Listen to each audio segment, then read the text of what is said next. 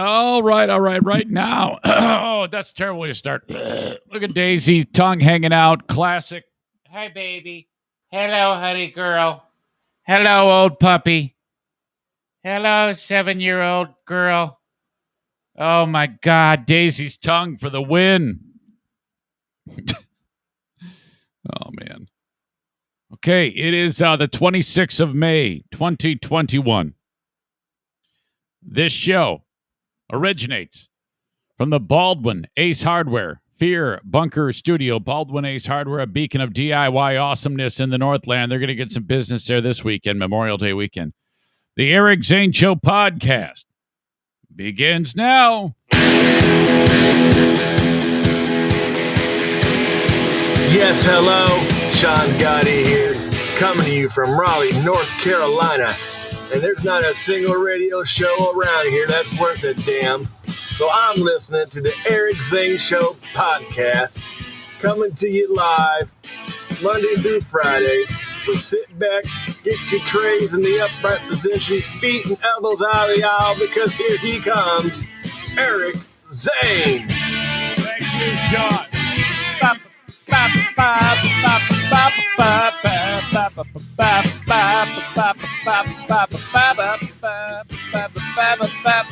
What's up, folks? Welcome to the Eric Zane Show podcast. It is a daily show where I talk about news, nonsense, and my personal adventures. Monday through Friday, right here. If you would, please subscribe to the audio podcast on whatever podcasting platform that you utilize. Lion's share of you, Apple Podcasts. If you could hit the subscribe button on there, that makes the meter move for your old pal Eric Zane. Not to mention, of course, every day, the live element of the show at about this same time, Facebook.com/Eric Zane fan page. That's brought to you by Irvine's Auto Repair, Grand Rapids Hybrid, and EV, where I made a trip yesterday because Madison's car was acting funny. And so she says, Dad! I'm like, yes, honey. And she's like, there's the big puddle that's forming under the car. Okay. And every time I turn left, it sounds like sloshing. I'm like, what? So, yeah, I guess. All right. She turns left, and then she can hear what sounds like water. I don't know. It was weird how she described it. And then there was a pool of some liquid underneath there, and I went up and I wiped my hand on it to see if I could determine if it was like radiator fluid or whatever. And I couldn't. It was odorless. So okay, headed on over to Irvine's Auto Repair, Grand Rapids Hybrid, and EV. Please have a look. Thank you. Okay. You can also watch the show Periscope video on Twitter. Please retweet it with a snarky comment at Eric Zane Show on Twitter. Please follow me there. As well, YouTube, the almighty YouTube, Eric Zane Show on YouTube. You can find it. You can subscribe to the channel. Hit the bell notification. Thumbs up, please, and off you go. Email me anytime. Eric at ericzaneshow.com on the Shoreliner Striping inbox. Shoreliner Striping. Stripe the parking lot and make it look great. First impression is so important for your customers. Sweep the parking lot. You don't want that thing dirty. Stripe the athletic field. They do it all. Okay? Thank you so much to Shoreliner Striping. If you want, follow me on Instagram as well. Eric Zane Show on Instagram, brought to you by the Mario Flores Lakeshore team of Van Dyke Mortgage. Okay, a ton to get to today. I did not post this.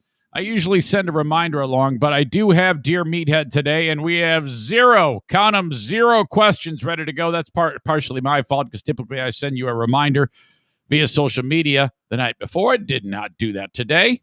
Did not do that, or yesterday. Did not do that at all. So if you have any questions for Dad, send them along. We've got 55 minutes till his beautiful face gets in here. He fell. I always find out about these things secondhand. I guess he just keeps it to himself. But the story goes, and I'll talk to him about this. A couple of nights ago, I don't know why he feels the need to do this, but there's a squirrel in the yard, and for some reason he feels a need to capture animals and then drive far away and let them loose. And it's like, well, wait, huh? And all right, so he sets up a squirrel trap. I guess this is what the story I got. It might change today by the time we get to it. And I guess he felt a couple of drops of rain after he's outside and he sets up the squirrel trap. Well, excuse me, because I don't know why he's so freaked out about rain. Apparently, he started to move faster than he should. He's 87, and down he went. Down goes Frazier, and so I'm talking to him. I go, okay, but I'm fine. I go, okay, yeah, sure. Tell me about the fall. He goes, oh, it was okay. I hit on grass. Well, it's like, Dad, the earth is not a pillow. I go, yeah, but the impact of the brain and your head floating around there, suddenly starting and stopping, bumping up against the inside of your skull is kind of a concern. Do you have any concussions? No. Okay. So God knows what. I mean, he doesn't need any. He's got enough going against him at this stage of the game. And then he goes, I walk with a cane now. I go, okay. All right. I don't know why. I don't know what's happening to me. I say, well, I know what's happening to you. You have dementia. And typically, balance on your mobility becomes an issue to a dementia patient. So that's kind of goes with the territory. We're all going to meet up north this weekend. And this is the same place where last time he slept at my place, Fear Bunker North, the ground that is part of the camp facility, in the property, is super bumpy. Roots cause all sorts. I mean, it is uneven ground. This is ankle twisting zone. So this is not a great place for my dad. Last time he was there, he spent the night there. He goes, I'm gonna go by the fire. It's in the middle of the night. He's got a flashlight. He wanted to get something by the fire, and sure enough, he goes down. So just got to be careful with these old folks. So he'll be joining us in a little bit. Looking forward to talking to him. Stand by. Okay. All right. Where am I? 144 days. Yesterday I said 145 days. Now, one day closer, 144 days until October 17th. That is the day of the Grand Rapids Half Marathon. Mike freaking Ball. Oh, you son of a bitch. Really, your mother is not a bitch, but that's just a nasty thing I'm thinking about calling you right now. Has continued to troll the shit out of me with various attacks. I talked about on Monday that being the start of my pre-training before I actually get started in the full training on June 28th, which is 16 weeks to the day of the race. Mike is in tip-top shape right now, but I'm going to beat him in the half marathon October 17th. I am 25 pounds overweight. I can barely make it past 1 mile in my work. In fact, I had to cut the workout short on Monday. But, and then I followed up Monday's workout with Tuesday missing the workout. So we're not off to a great start. But the clock is ticking on your old pal Eric saying, how in the world am I going to be able to pull this off when I can't even find the time to run 2 miserable miles? The plan called for 2 miserable recovery miles after the workout that I did not complete on Monday. On Monday, I did 1 mile at certain pace, and then I'm supposed to wait there for 2 minutes. I started the second mile. I got 1/4 of the way through it on the track, and then I stopped. So this is not great. I'm off to a terrible start. And then followed it up yesterday with, something has to happen. I think that perhaps I might need, honestly, if I got up an hour earlier than what I'm normally used to getting up at, and ran then so that I woke up at 5:20 in the morning instead of 6:20. That's what big people do. That's what normal individuals do. Get that out of the way. And I know that. I am not quite there yet. I do not want to do that. I love my sleep. I am so accustomed to getting up at the time that I'm used to getting up at. I know I wouldn't regret it. I know that the second I got up, it would be fine. I would head out on the road, get that done, and then I'm like, oh my God, now I don't have to worry about it. It's always glorious, that sensation when you're finally, okay, getting up is a bitch. And then, all right, oh my God, I got to go outside. It's just freaking dark out. You want me to go running? Holy shit. Go out there and do that. And then by the time you get done, you're like, why was I even worried about this being a problem? This is great. Now it's out of the way, and I've got all this extra time. The issue is when the day gets long, I'm tired. I don't want to do another damn thing. It's jammy time. Let's get to bed. And then that's it. So now when it comes to there's also the element of actually eating appropriately. Now, for your old pal Eric, this has been a struggle for quite some time, and I've gone back and forth, motivated to turn it around, and then I just go right back to it. And yesterday was all right.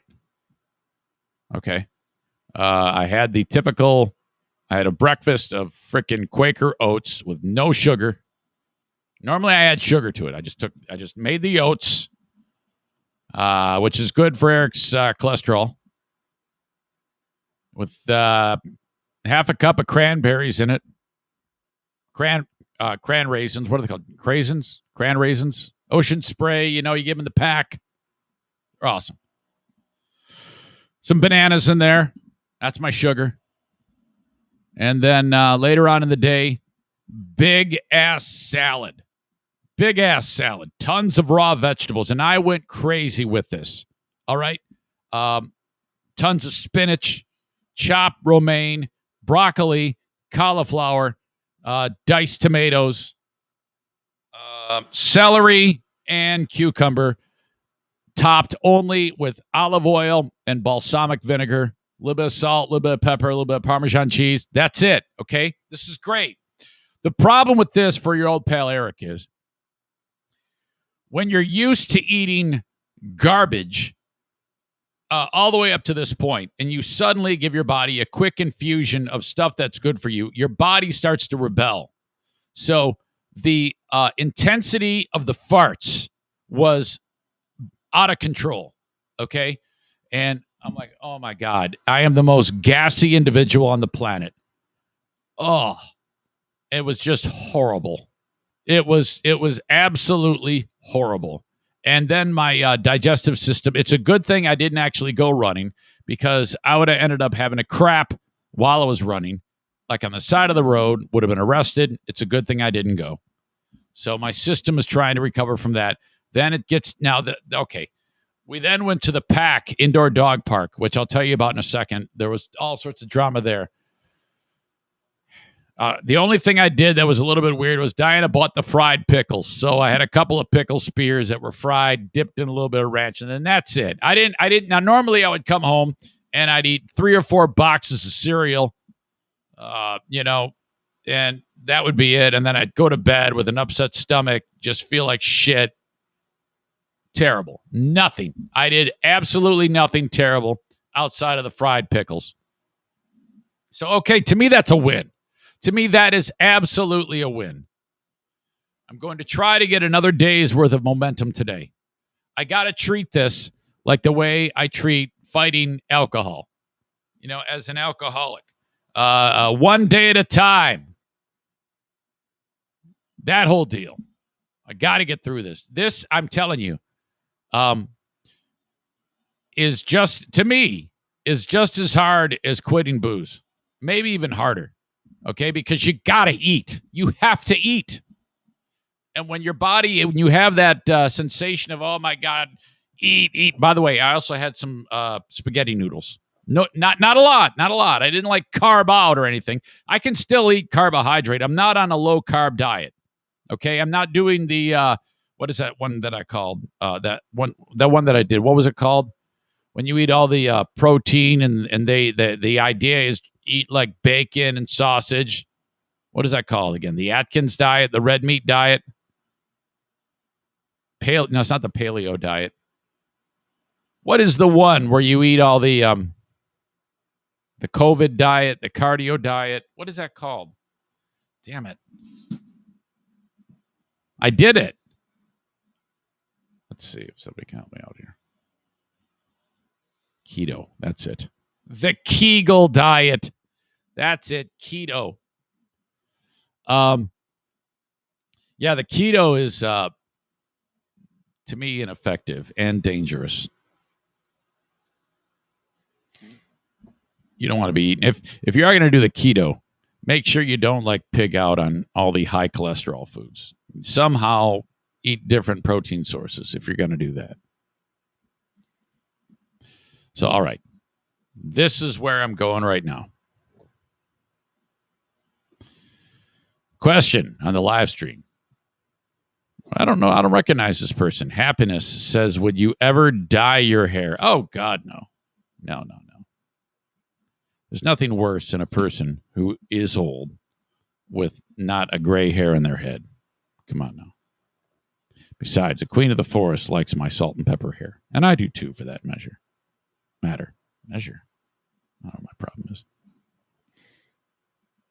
Okay. So that's what's up. Again, questions for Dear Meathead, Eric at ericzaneshow.com. In this household, the toilet is fixed. You're like, what? Yes, absolutely. I did it. It's a little wonky. The thing on the handle, the metal rod. By the way, it was recommended to me that if you ever have to replace the handle, you know, the one that you jiggle when the flapper stays open, buy a metal rod that pulls the chain, because you can bend the metal rod if you need to. The plastic ones break easier, and you can't bend them unless you use like a heat gun or something like that. So get the metal one, and then when it's hitting the other parts of the apparatus with inside of the tank, you just bend that shit. Perfect. All right, so that's up and running for now. More ridiculousness, trying to fix things. Not great. So we're getting ready to take the camper out this weekend for Memorial Day. I already told you about the flat tire. All right, that's being handled right now. But there's also a problem because inside of the camper, there's this little 21-inch TV. All right, and this is the second one that's in there. The first one, the arm, you know how like you have it attached to like an arm that sways in and out so you can watch it. When you're done, you push it back. Well, it pinched the power cord, which fried the TV, so that TV comes out. Unscrew the thing out of the back, throw the TV away, put the replacement TV on. Problem, I don't have the right screws, okay, to go onto the. So I monkeyed with it and didn't put the right screws in there, and it's kind of like I'm not sure, and it looked a little wonky. And then, sure enough, we're driving, and you hit one bump, and because it's not the right screws attaching the TV to the mount, the first bump you hit, you know how there's plastic on the back of the TV around the screws? All four of those break, and the TV falls onto the ground. Now, the TV didn't break, the glass or anything didn't break like that, but you might as well throw the TV away, because at this point, there is no way to hang the TV on the mount. None whatsoever. There's nothing you can do. So I'm like, well, what the hell do I do with this TV? Like, oh, you can just carry it under your arm, and then when you're ready to watch it, you just, lean it against something. Bullshit. So I'm like, son of a bitch, what am I going to do? Well, I ended up getting another TV. It's these TVs are dirt cheap. This is and these are cheap TVs. So I bought the same damn TV, but I know now that I need the right screws. Okay, 4 screws, that's all I need. So what do? This is smart.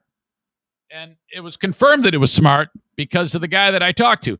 The next thing you know, I am at the store where they sell the screws, and I've got the TV in the cart. I brought the TV into the store. Okay. I put it into the cart. I walked over to where all the screws are. You're pulling the little drawers out and you're finding which one. And then, sure enough, I'm like grabbing the screws and I make sure that they fit appropriately. And I'm like, oh, thank God. This is going to be perfect. This is smart. I look like an idiot. And then there's some guy, one of the workers, he goes, he asks about it. And I, before I have a chance to tell him what's going on, he goes, oh, you brought your TV in to make sure that the screws fit, right? And I go, yeah. He goes, that's smart. That's smart. And I go, yeah. And this guy is an old timer, guy works at the store. He's always giving advice to people. He knows everything there is to know about everything. He's like, yeah, that is a smart. Because if you don't do that, and I go, oh, here we go. If you don't do that, people put the wrong screws in there, and then the next thing you know, the TV breaks and falls off the thing. And I go, yeah, really? Oh, God, idiots. Oh, my God. Can you believe what kind of an idiot would do that? I'm like, holy shit. He has no idea that I'm going through TVs like you wouldn't believe. So if anybody needs a TV, let me know. You got to get a couple of feet and put them on the bottom of it. Actually, I got the feet, too. If you want the feet, you want the TV, let me know. I'll give you the damn thing. I don't even want it. All right. So yesterday, we went out for the first time on a non-weekend Frenchie meetup. You've seen me go into this place called the Pack Indoor Dog Park. Okay, and I've shot video of him before of these Frenchie meetups, and this one was a little bit different because it's during the week and it's starting to get warm. So I was a little bit worried because if Bruce is inside playing, that's one thing, but if he goes outside, it was hot yesterday, man. Holy crap! So all right, just put a pin in that about the temperature issue. So there's Frenchies everywhere, and there's also other dogs there that are not Frenchies. So you got a couple of Rottweilers, you got a Golden, you got a big actual English bulldog named Dozer, who was awesome. That dog nearly ripped my arm off. There was one point when they wanted to let one dog in, but not anymore, and I was right by the door, and Dozer, this 1-year-old tank English bulldog, makes a beeline for the door, and I go, no, and I put my arm out, and then he hits my arm, and I stop him. But the shooting pain that I got in my shoulder was unbelievable. I'm like, oh my God. And I'm looking at Diana, whose arm is in a sling. And I'm like, I'm right behind you. That's going to be me next. And I seriously thought that I was hurt. And it hurt for the rest of the night. It's okay now. I think I just strained it. But that dog nearly ripped my arm off. Okay. So as the evening is going on, the festivities, a couple of new dogs that I did not recognize there. And there was one sweet lady who we see often, who her dog is kind of like her child. Single lady. You see this from time to time. Single, lonely lady. The dog is child, companion, would do anything for the dog. Anything. So probably the deepest emotional bond is between this sweet lady and her dog. All right. So I noticed that a couple dogs are kind of a little bit aggressive. And then it seems like there's all these little teeny tiny dust ups that are happening. And then the next thing you know, things went a little bit south. And especially Bruce, what Bruce does is if there's two dogs fighting, Bruce is always jumping into the mix to join the fight. And Bruce is not the only dog to do this. And there's one particular dog, this sweet guy, his name is Dobby the Frenchie. He goes up to, what the hell is the name of the dog? I forget the name of the dog in question, but Dobby goes up, and then a fight breaks out between a couple of Frenchies, and then a couple more Frenchies get involved, and then the Rottweiler and the Golden, and then the English. Before you know it, you have a 1970s NHL hockey line brawl between the Rangers and the Flyers, okay, at the old Spectrum in Philly. Fans are losing their minds, throwing shit on the ice, and it is a Donnybrook melee going on.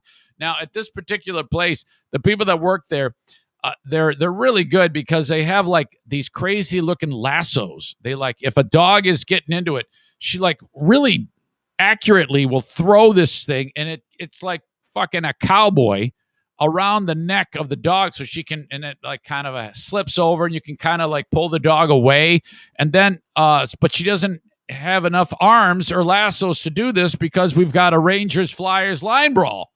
And so people are like, oh no, oh God. Now I know full well that one thing you don't want to do is you don't want to try to break them up in the face area. You got to grab their back legs and pull them away, and actually lift up the back legs because they have no balance and they'll immediately let go if they're biting the other dog or person. So this is quickly escalating. All right. And so then the lady who works there, she busts out the air horn. She's got one dog on the lasso, and then you hear, she's blasting the air horn to startle the dogs so that they'll stop. Some of them do, not all of them. Dobby and this other dog are still going at it. And then finally we get them separated. Okay. And then you look, and the one dog in question that has the owner who's super, super attached to the dog. Okay. It's like her child. That dog is bleeding. There's blood coming out of the dog, and she is down there, and then she notices, and the dog is bleeding like a stuck pig. The dog's tongue is cut, but we don't know that. We don't know where the blood is coming from, and it's a pretty fair amount of blood. I was like, oh shit! So this lady, oh man, she was worse off than the dog. She was freaking out. She was like, oh my God. I'm like, oh no, this is bad. And so it's not, but it's bad at how she's reacting. So people are trying to like calm her down, and she's acting like, yeah, the only thing I thought of was way back. Do you remember that incident back in the 70s when there was a shooting at Kent State University, and the kid got shot by the National Guard, and the one chick is over the body going, ah! That's what she was doing. She was that's a terrible comparison. She was freaking out that badly, and we're like, oh, it's okay, it's gonna be all right. And there's blood, the dog, and then we realize it's coming from the dog's tongue, and so the people that work there, they go, okay, it's gonna stop very, very quickly. Dogs' mouths. They have like Wolverine healing on these beasts. So, and it did. It stopped in about a minute, maybe even less. And so, it was high drama, man. Oh my God. Quickly left. People are like, oh shit, this is awkward. So, okay, that was it. And then, so, we kind of like let that filter through.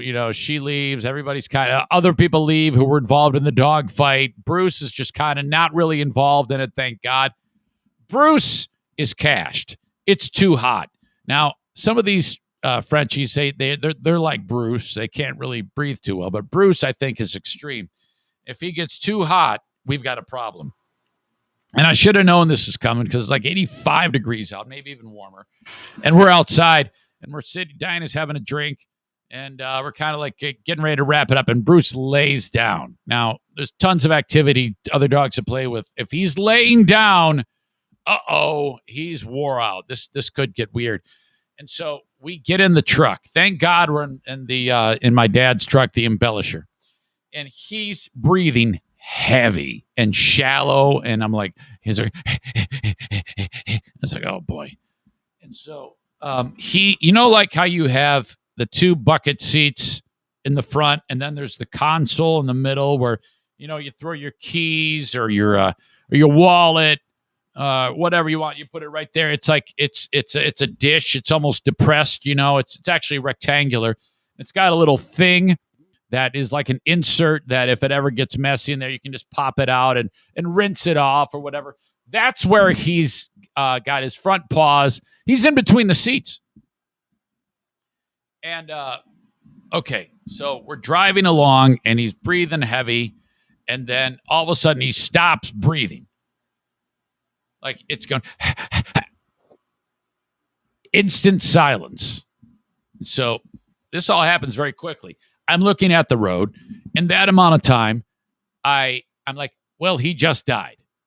He just died now.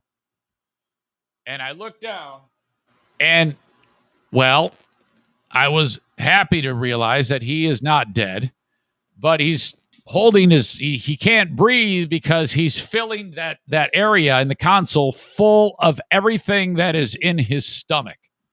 He is so hot, he barfs an unbelievable amount of the contents of his belly. And then he's back to breathing hard again. And now everybody goes, ah, no! And I look, and it's filled to the absolute tip top of this. Okay. It's like a breakfast bowl of dog puke. And it's white and frothy. It's a lot of water because he drank a lot of water while he was there. And I swear to God, one kibble. Like there was one last thing to be digested in his stomach. And it's on top of the whipped cream froth, like a cherry on top. So I'm like, oh God, holy shit. And it's not, and if we take a turn, it's gonna go flying out of it into the vehicle. So it's actually captured really nicely. It actually worked out that he was where he was. So I'm like, Now, thanks to the Lexapro, what did I do? I looked at it and went, whatever. Let's pull over. So I slowly slow down. I pull into the freaking gas station. Everybody's losing their minds. And I'm like, don't worry about it. I got this. No big deal. No problem. Size of the problem, everybody. Size of the problem. Size of the reaction. Okay. I am in control here. This is no big deal. Relax. Get out of the car, go over to like where everybody gets the gas. There's all those blue towels. I pull about 1 million of them out. And I also amazingly had a roll of dog bags from when they poop. And so I put those towels on there. And this is like a half-cooked egg white is what it is. It like held together somehow. And I was actually able to grab this big wad of froth and throw it in the bag. It was an unbelievable consistency of grossness. Of course, I'm in control. And then, so I got it all out of there. And then I slid that little insert out, okay? And not a drop of dog content, stomach content spilled. I was so on top of this. Everybody's still like, oh, God, it smells like shit inside of the car. It's like bad cheese. I'm like, no problem. I got this. Roll down the windows. Take the little insert thingy over to where you wash the windows, you know, that little window washer thing, and people are like pumping their gas. Like, what the fuck are you doing? It's like, I'm just cleaning dog puke on this thing. And then I dip it in there and clean it off, wipe it out. It's spotless. It's actually very, very clean. I was very satisfied with my effort right there. Go back to the car. All that shit's thrown in the garbage. Put it all back together. Did not bat an eye. Everybody's still sickened, but I had it taken care of. Off we go. Dealt with that like a champ. Absolutely amazing. And then it was there that I decided no more. No more are we going to be participating in any events like this when it's warm. The only time we can ever do this type level of playing is when it is nice and cool. Jason says, did that make the slosh sound when you turned left? No, that was only Madison's car. All right. Kate says, the lingering aroma of dog vomit. I think it could have been worse. Chris says, yep, snack bowl in the console.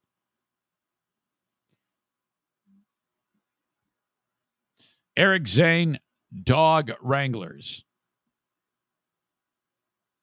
So, yeah. Good time over there. Thank you.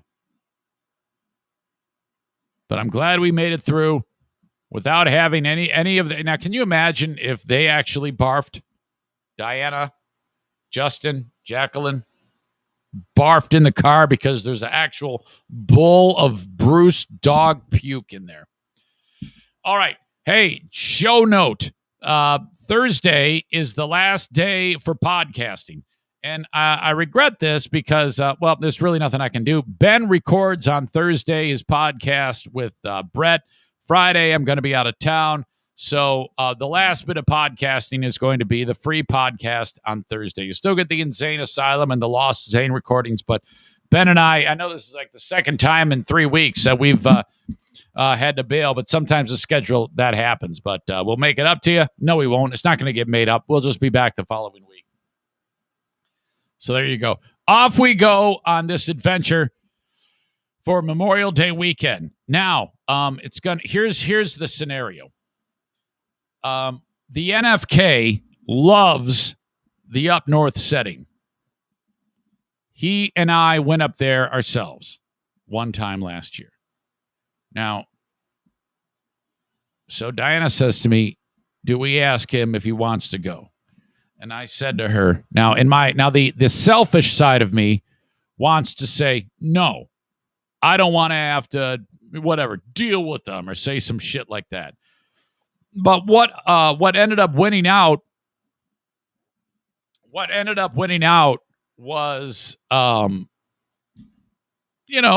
definitely run it by him.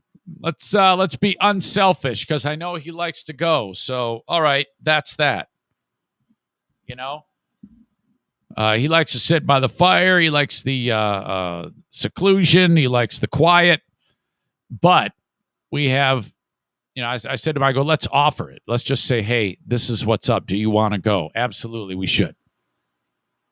However, there is a chance he might not be interested in going because there are other people up there that will be there that he does not know. Okay. And so in the interest of, I can either just say, hey, we're going up north and just don't tell him that other people are going to be up there because Charity Scam Mike is going to be there. And side note, my dad is going up there. That was a surprise that I just found out about. So that will be the first time that I've seen Dad and Joanne since October. So there's only one thing that would keep them from not going, and that is her back has been bothering her. So we'll see. But I haven't yet brought it up to the NFK, but the idea is I'm going to say, hey, we're going up north. We'd love to have you there. So at our property, there's not going to be anyone else there. But however, Charity Scam Mike lives 2 miles away. We're going to be spending a lot of time with him and my dad. They're going to be coming over my place. We're going to be going over to their place for dinner and stuff like that. So I'm going to tell him all that in the interest of full disclosure. And then he might opt out not going because he's very comfortable with us and would love going up there with us. But around new people, the NFK, I think, is a little bit concerned. He is aware of sometimes his own behavior getting in the way and making people uncomfortable. And I'm thinking to myself, well, I wish you'd do that with me sometimes because that would maybe put you being able to have a little bit more livability here at this house with the hams, beer, shit cannon and the other stuff that you do and the other things that are absolutely, completely inconsiderate. So, because the last time I told him we were going up north and there were people going to go there, he goes, I'm not going. I go, yeah, how come? And I swear to God, he said, well, with a lot of people there, I can't control when I say cock. That is a quote. I can't control when I say cock. And I thought that was the funniest fucking thing I'd heard. I can't control when I say cock. What? How the fuck can that even be? Well, I'm well, yes, you can. Just don't say cock. You don't really say cock around here. I mean, you say a lot of other swear words, but the fact that he settled on the word cock, holy shit, was that funny. So all right, I'm just going to say to him, and then if I tell him, so I can kill two birds with one stone. I can not feel guilty by explaining to him, hey, buddy, we're going to go up north. We'd love to have you there, and here's who's going to be there, and just tell him that. So I can be let off the hook from my own guilty conscience, okay, and offer it. And then in the information that I'm giving him, there's going to be people up there. In his brain, he's going to be like, well, shit, man, fuck. I don't want to say cock in front of people, so I might not go. I'm not going. So, all right. And then we can not have to worry about him snoring all night and keeping us up awake at night, him falling down, ruining the bathroom, all that shit. Okay. So that is on my mind. I will I'll fill him in on it, and we'll see if he actually goes. So that is all happening this weekend. All right, get some merch. You can find it at ericzaneshow.com. Click on the merch tab and shop away. Tons of t-shirt designs, long sleeve, short sleeve, different blends of shirts. I love how with the t-shirts, you can get 27 different colors, okay? The shirts are $20. They do bend you over on the shipping. I think by the time it's all said and done, you're going to pay like $25, $26 with the tax. But I don't know. I get like about $4 or $5 a t-shirt. So whatever. It helps.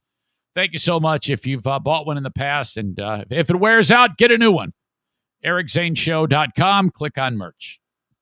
The open of this show and the live stream, it comes to you from my friends at Horizon Hydroponics. My gosh, if you're growing anything from anywhere in the U.S., call upon Horizon Hydroponics for all the things you need to have a successful grow. Okay? Now, it isn't just growing cannabis, though they are experts on that. For your garden, whatever it is you need, this is a specialty shop that caters to anyone who has a green thumb. Any type of growing, my gosh, call upon them for all the various things to add to the soil. I love the idea of the mantis pods. You're like, wait, what is a mantis pod?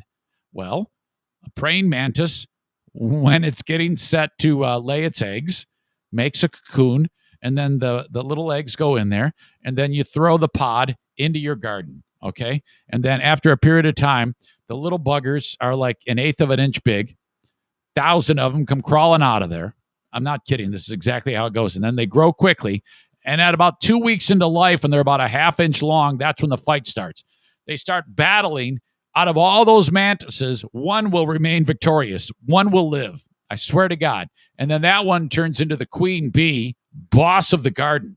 Okay? And just starts laying waste to any pests that are in your garden and destroying them.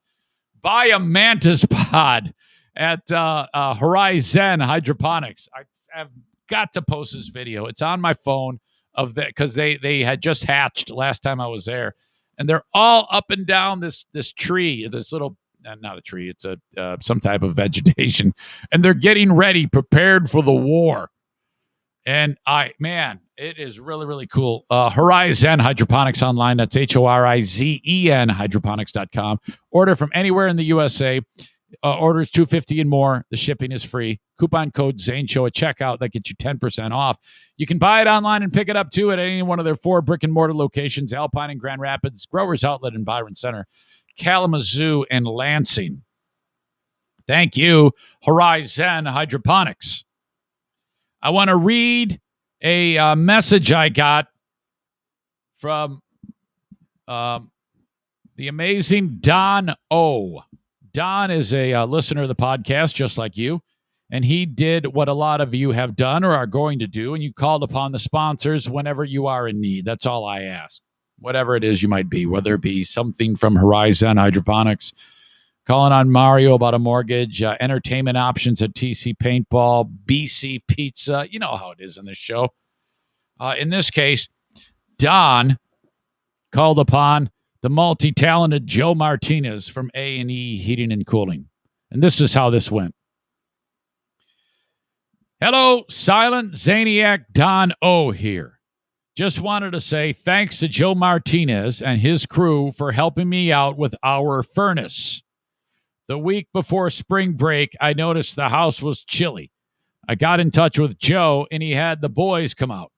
Long story, but anyways, after several attempts, they did track down the problem and got it fixed. Ended up being a new control board. The house has never been more comfortable, even when the new unit was brand new. Kind of makes me think it was a bad apple for a long time. A couple of weeks ago, my buddy mentioned that he had a furnace that he had to have a new furnace installed. When he told me how much the other guys were charging him, I nearly choked. And I said, that doesn't sound right. You really need to contact Joe Martinez from A&E Heating and Cooling before you commit to get an estimate. He did. And of course, Joe kicked the other guy's ass and got the job. Thanks to the Eric Zane Show podcast. Thanks to A&E Heating and Cooling. Without the show, I never would have probably known to call A&E. Keep up the great work. Thank you, Don. I appreciate that. And that's all you do. You call up Joe, 616-516-8579. And, go ahead and call the other guys. Get the estimate from, I don't care how many you call. And then don't tell Joe that you did that. I'd like the surprise. Okay? And then call him last. And he will beat their price. And he will install the Cadillac of air conditioners, the Comfort Maker brand. Okay? And if by chance he doesn't, just say, well, these guys, Eric Zane said you would beat these guys. And he's going to go, yeah, I will. All right, I honor that. That's how it works. So there is no reason why you should call upon, why you should have anybody else do any heating and cooling, HVAC work. That's all you need. Okay, that's all the information you need. Joe is going to beat even the lowest price. I promise you. I promise. 616-516-8579. Okay, questions for Dear Meathead. We are 13 minutes away. Let's see how close we are. Tio from South Dakota has a couple of questions. Michael Ball. Listen to what asshole Michael Ball wrote. Dear Meathead, my friend Ernie suddenly wants to take on an athletic adventure that he has no business trying. He is fat and out of shape, and I really worry for his long-term health that he is biting off way more than he can chew. What advice can I give him? Thanks, Matt. Asshole. All right. Eric at ericzaneshow.com. Oh, dear. Our pal Marilyn Manson is back. Boy, a lot of the times when people do stupid things or accused of things and, they're in the interest of the public, they're kind of like, oh, my God, they're judged and the cancellation takes place. For a lot of these folks, all you have to do is remain quiet, and then over time, the story will lose its luster, and then everybody will forget about it, and then that's that. Okay? I don't know if that's the case for Marilyn Manson here. I don't know if this is going to work out. And part of it has to do with how incredibly ugly the guy is. I mean, honestly, who didn't see this coming? I'm just amazed that it's taken this long for the shit to hit the fan on Marilyn Manson. Can you imagine if your daughter brought home a guy that looks like that? You can see it on the live stream. I mean, even if he had no makeup and he didn't have the Adolf Hitler haircut and looked like an asshole, this is still a hideous-looking human being. What a dick. I even found a picture of him smiling, which I don't think I've ever seen him smiling. That's not it. Look at him. What a fucking creep. All right. And the stories about how much of a crazy person he is with various women have been surfacing for several weeks now. Now he has a warrant out for his arrest. Now, I think this is kind of a misdemeanor thing, but it's pretty screwed up. This happened in the community of Guilford, New Hampshire, which I am quite familiar with, believe it or not. back in the day, in the old radio days, we used to have an affiliate out there, and I visited that beautiful area of New Hampshire. It's really quite nice, actually. But he was at some Bank of New Hampshire pavilion, which I might even have been there too. I think I saw Foghat there. I'm pretty sure I did. It was the old we had a radio station also called the Hawk in that area, and there was a concert, and there we were, front row with the band Foghat, and there was like 100 people there. It was so embarrassing. Brian Warner, Marilyn Manson, is on stage. So he had hired some lady for this concert in August of 2019. She had commissioned a photographer to be like in the pit area. You know how it is. You got the stage and you got like several feet, 6, 7, 8 feet where like the security guards will be, and keeping an eye on the where the performers are to the audience. Well, they had released the information, but Manson had hired a videographer / photographer to be in there shooting footage of him. Okay. And so as this is all going on, Manson decides, even though he hired her, he spits and it lands on her. And so she sees that, she sees it and she like wipes it off. Well, he notices that she's grossed out, so he keeps doing it. And so, according to the story, he continues to spit on her. And she's like, oh, what the fuck? This is gross. This sick bastard is spitting all over me. And then finally, he gets to a point where he really wants to amp it up. And according to her and according to the eyewitnesses, he gets really close to her, holds one nostril shut, and blows everything in his nose right on her face and her body and her equipment. It's just all sick. What's more gross? Bruce puking in the spot between the front seats, or Marilyn Manson spitting and blowing hot booger all over you? Holy shit. Ugh. My God. All right. There's more specific details of it. His attorney says there's no way this happened. Manson's attorney says it's no secret to anyone who's ever attended a Marilyn Manson concert that he likes to be provocative on stage. This misdemeanor claim was pursued after we received a demand from a videographer for more than $35,000 after a small amount of spit accidentally came into contact with their arm. After we asked for evidence of any alleged damages, we never received a reply. Well, it's not damages. It's just fucking gross. You can't spit on people. Now, she says, and the eyewitnesses say, it wasn't like in this room, spit's always flying out of my mouth. Okay? It wasn't like there was an accident, say it, don't spray it incident that happened, like a little fleck of spit happened to land on her. He hocked a loogie on her. This whole claim is ludicrous. We remain committed to cooperating with authorities, as we have done throughout. One of the concert goers says that Manson had no regard for this lady when he kept spitting during the performance. Oh, yeah, he's spitting everywhere. One time it got on her camera, so she wiped it off, looked annoyed. He noticed and kept purposely doing it. I think the final straw was he actually got on the floor. So he jumped into that pit area, walked up to her within 2 to 3 feet, and unloaded hacked a giant snot rocket at her and not the camera. She was pissed off, disgusted, stormed off, and he just laughed. Well, okay.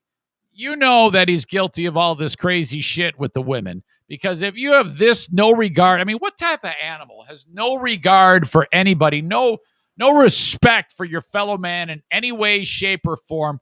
You know this is a fucking serial killer. Ugh.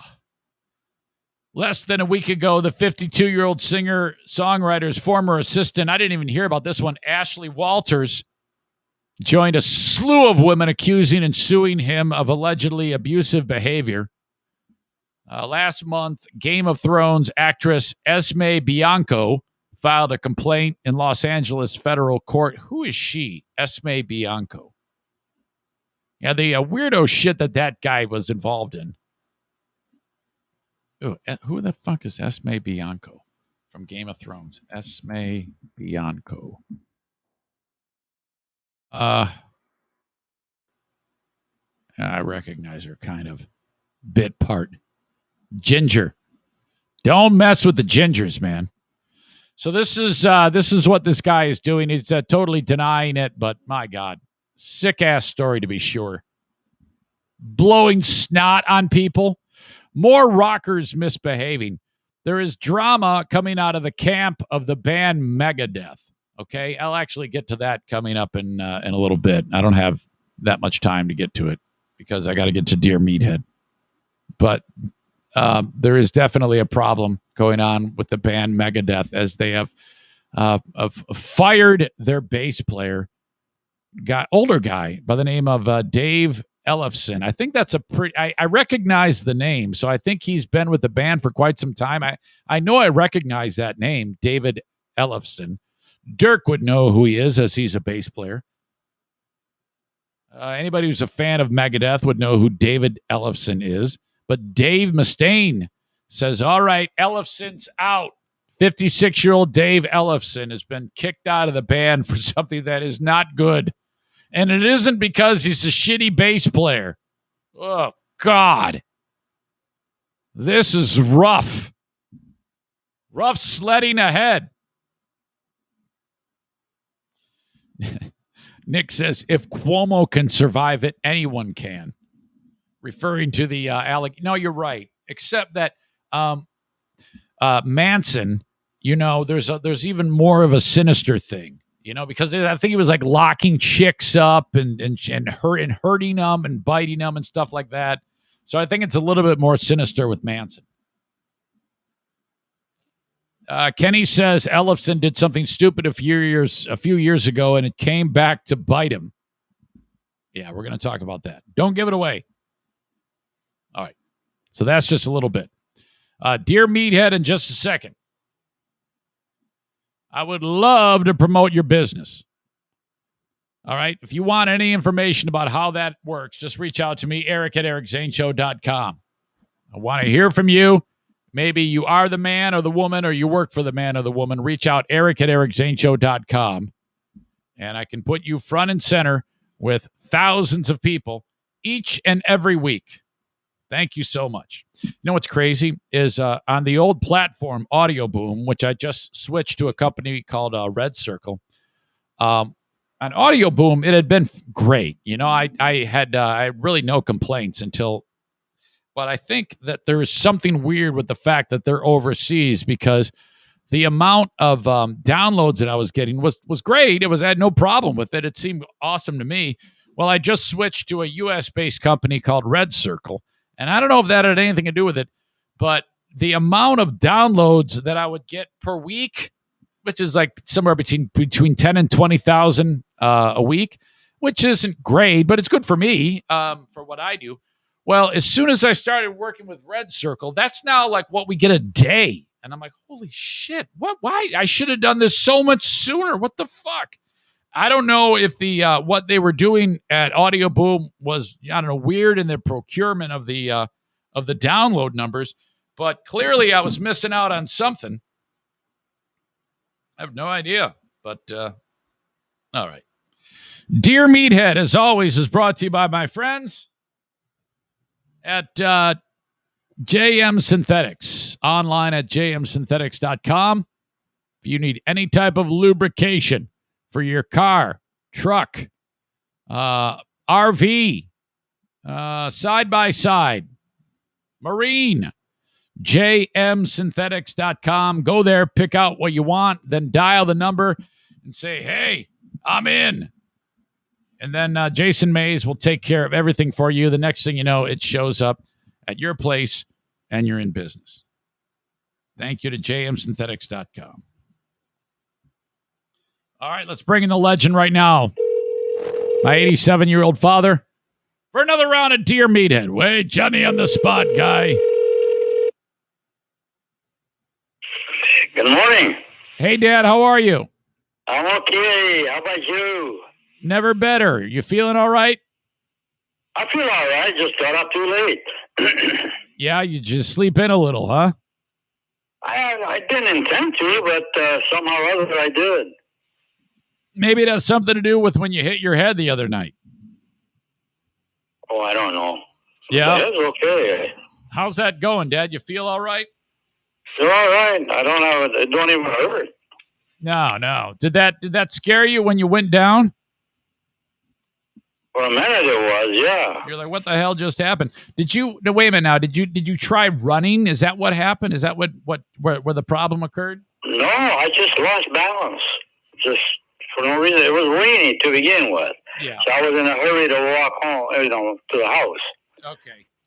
Well, I think the important question that we need to know is, did you catch the squirrel? No. Okay. We don't know where they're coming from and where they're going. It's a groundhog. It's according to Joanne, it's a groundhog. Okay, so what type of Not a damn? squirrel. It's not a squirrel. It's a groundhog. I didn't know that. Groundhog. What do you? Okay, what is the groundhog doing? Is he eating the garden? No, they haven't done anything, but they're hanging around. It's at one point it's set on a fence. This thing is a humongous animal. It will destroy your garden. And it will, if it got in your garden, kiss it goodbye. Okay, now have you ever heard of like a mole or a vole going through the yard? Maybe it's a mole. No, this is a groundhog. Okay. And people have seen him sitting on a fence. He sits on the fence? Yeah. I've never heard of a groundhog sitting on. Is he like? I never either. In fact, I don't know what it looks like. It climbs a fence. Oh, I thought he's like sitting on the fence giving you the. Oh, I made a mistake. Okay. But now here's a situation. My next door neighbor thinks it's disappeared for some reason. Last couple of days, it's not been around. Well, have you checked the trap? Maybe he's in there. No, I looked at him constantly. Okay, now And if that thing gets in that trap, I think it'll destroy the trap. I mean, it's supposed to be one huge animal. I mean, a couple of neighbors have seen him. Okay, well, maybe it's like, I don't know. That seems like it would be quite a ferocious beast if it can get out of a trap, you know. And it's got a hole. It dug a hole in my neighbor's yard, not my yard. Okay. But it's just jumped the fence with no problem. Okay, so you got a groundhog that jumps the fence and sits on the fence, and he's capable of escaping a cage. It sounds like a ferocious creature, Dad.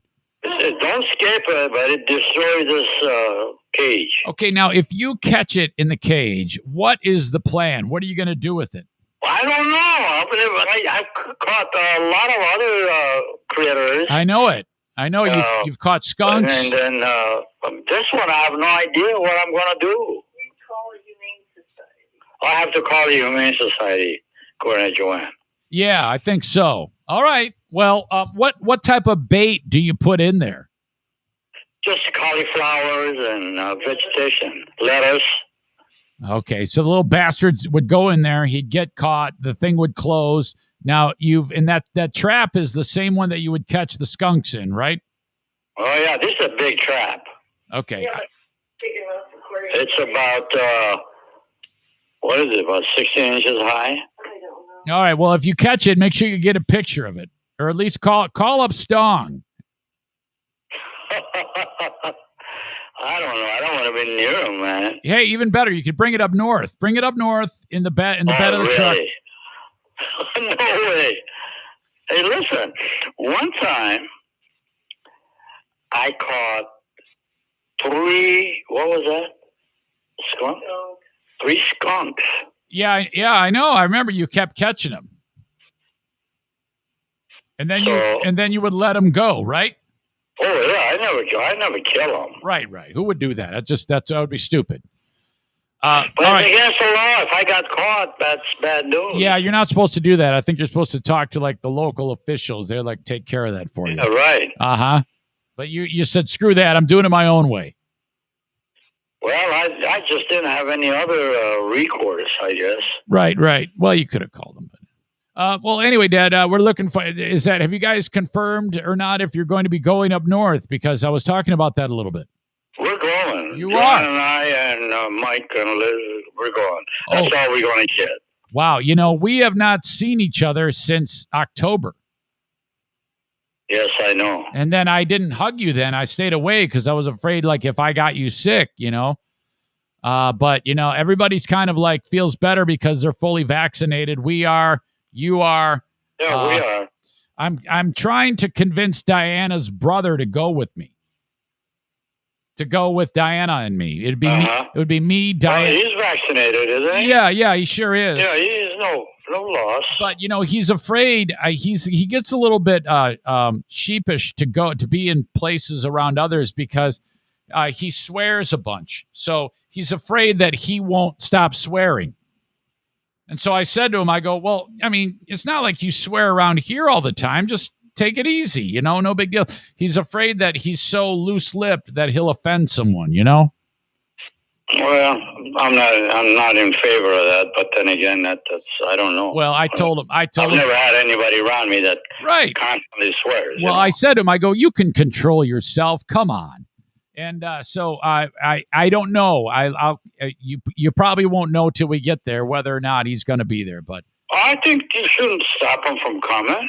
No, well, I'm gonna ask him to come, and if he does, he does. If he doesn't, that's up to him. I figured I'd just offer. Can he take care of himself when he's all by himself? Yeah, for the most part, yeah. I mean, he can't cook food or anything else, can he? Well, yeah, he can. He heats up frozen food in the microwave. Oh.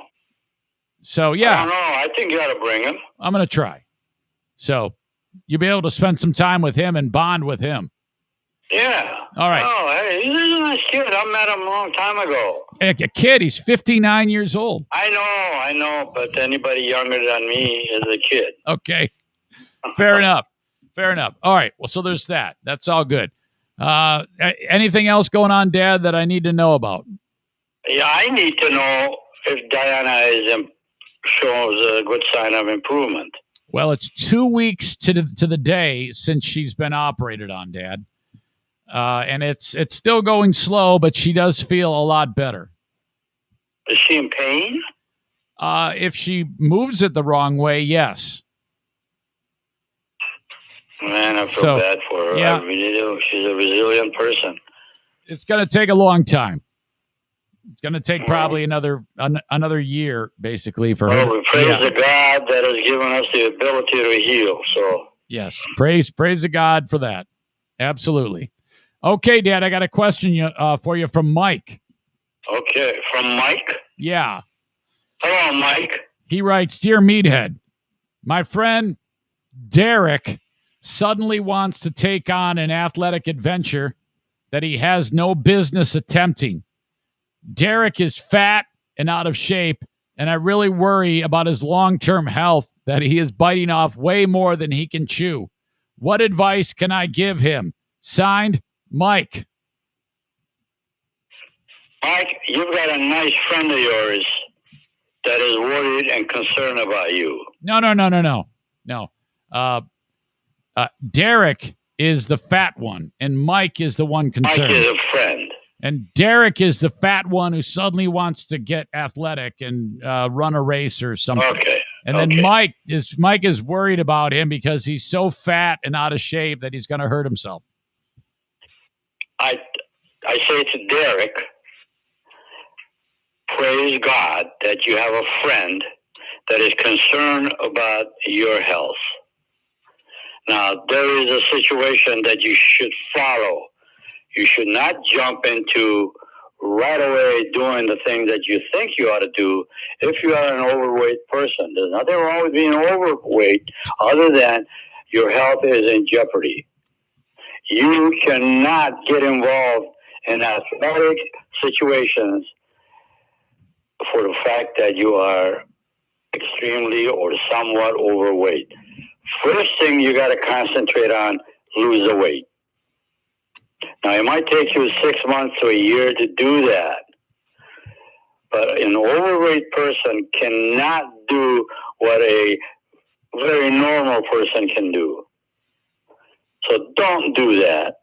First thing first, get your weight off. Yeah, I think that's a good idea. You definitely go 100% to get the weight off. And weight can come off strictly with the fact of you taking less intake of food. Yeah, less And intake that's of a food. difficult task. Yeah, I agree with that. Now, it's easy for a guy like me to sit it on and say, hey, you shouldn't do that, do that. No, I know it's a hard situation, but you got to work on one thing at a time. The most important thing is, my friend, be happy and lucky that you got friends that are caring for you and trying to insist that you lose the weight. Right. Yep, absolutely. Now, that'll take you, I would have to say, approximately a year. Yeah, I agree. It's going to take this fat guy a year to get bring it. yourself to normalcy. Then, my friend, take care of any other issues. Yeah, you gotta ease into it. You can't just jump right into like I don't know, racing a half marathon or something like that. No way. It's stupid. It's dumb. In fact, you know what? You're cutting down the normalcy of how long you're going to live. Yes, yeah, you're going to hurt yourself, and then it's going to be terrible, and then you're probably going to die. It's just an awful idea. Idea. Now listen, I'm a much older person than he is, I'm sure, and I'm a very athletic type of an old man and all that. But my God, I was just walking a straight line in a dark time, in the night time. For no reason, I fell. Yes, that's for sure. I mean, you gotta take it easy. I think this. So, don't play with your life like that, my friend. I think this Derek guy is considerably older than his pal Mike too. That's just what I'm thinking. So, all right, Derek, we care for you. Yeah, your Derek. friend really cares for you. Yes. Don't just blow him off. Yes. The bottom line is Derek, I hate to say it, is fat, and he needs to not be so fat before he does anything. And the word fat to me is a revolting word. Yeah. I'd hate to hear somebody call me, hey, Rob, you're fat. Yeah, but that's what you got to do. You got to tell people, you got to be honest with them. Say, look, you know. Oh, yeah. You are a fat. The most kind person is overweight. Yes, you have. If you have but fat, overweight is like you're 5 pounds overweight. So should maybe Mike say, "Look, Derek, you're disgusting." Yeah, well, you're trying to embarrass him. That's okay. You can do that, but that's not really cut it. I think you ought to just set him aside and say, "Hey, listen, people out here are caring for you, loving you." And then, you're admitting yourself that you're an overweight person, and you do look disgusting. Put that in there somewhat. Okay, hang on, Dad. I'm writing this down. You're trying to embarrass him. That's okay. Well, yeah, it's okay to embarrass him. All right, got it. All right, very good. Next question.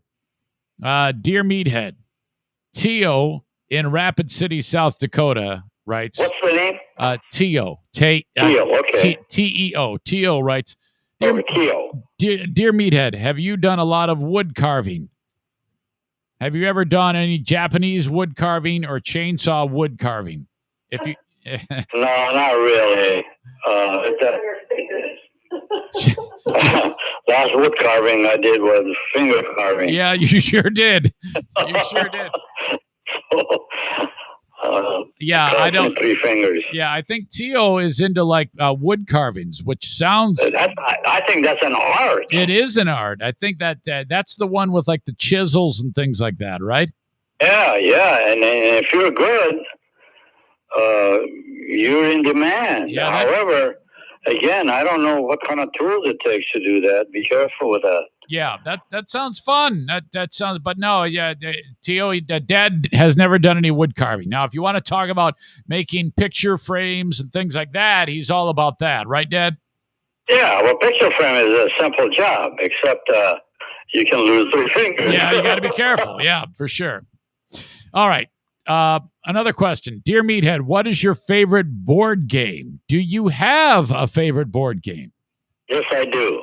Okay, what is it, Dad? My favorite board game that I have, in fact, recently started redoing it is backgammon. Oh, yeah, of course. Old school. Yeah, I've got It's me and my daughter. We tackle. Yeah. That's Lizzie. I've got a backgammon set up north. We can play. I can bring it over to Stong's house. Bring it over. I got mine at home. I got my own backgammon game. Awesome. Yeah. If you want to bring it and don't forget it, that'll be great. You know, that's an ancient game. It's been around forever. Oh, we're great at it. So far, the score is 3-1, or I think Lizzie beat me twice and I beat her once. All right. Very good. Okay, so backgammon. I agree with that. Right? It's a great brain game. Yeah, it is. Absolutely. It's kind of like it's not as you don't need as much brain power as chess, but you need more brain power than checkers. So it's kind of like right in between them, you know? Yes. Yes. So, all right, excellent. Nathan writes this. Dear Meathead, can you tell us a funny story about your mom? Well, now, Grandma doesn't really, she never really struck me as a funny person. She seemed pretty serious. Serious person. Yeah, I don't, do you recall what? Let me tell you about my mom. Yeah. I was like, somehow, I don't know why I had this in the trait. I was like 13 or 14 years old, and I used to go to the Armenian Club and hang out there. This was done by American missionaries. I hang around till late at night. We take records and play it. And then I'd get carried away and get home. I had to get on the bus to come home like 11 o'clock at night. Yeah. That's a no-no. No for my mom. Way too late. Yeah, that's definitely too late. That woman would stand at the bus stop until I showed up. Yeah. Now, the worst part of that showing up was my ear was in danger of being lost. Oh, she's going to grab it and pull it. She grabbed me by the ear. Oh, no. And pulled me. It's about 200 feet away where my house is. Oh, Jesus. It twisted my ear. Oh. And it dragged me like that. And I just,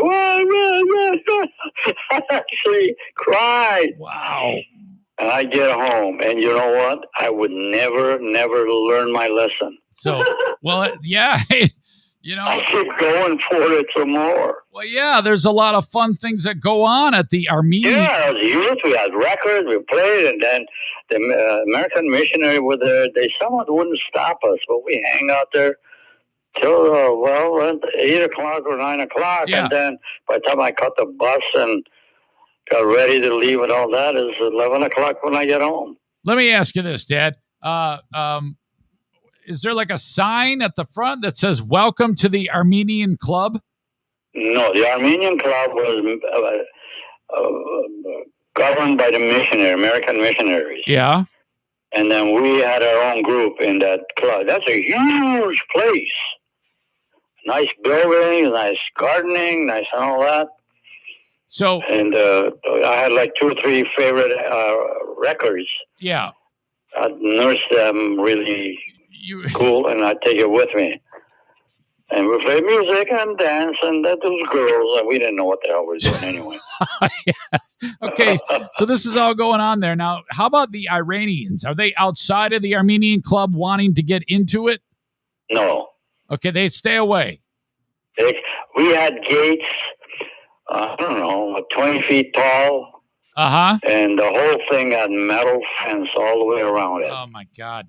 All right. So you make a trip to the Armenian club, come home. Grandma would pull your ear off of your head, and you would continue to do this. Yeah.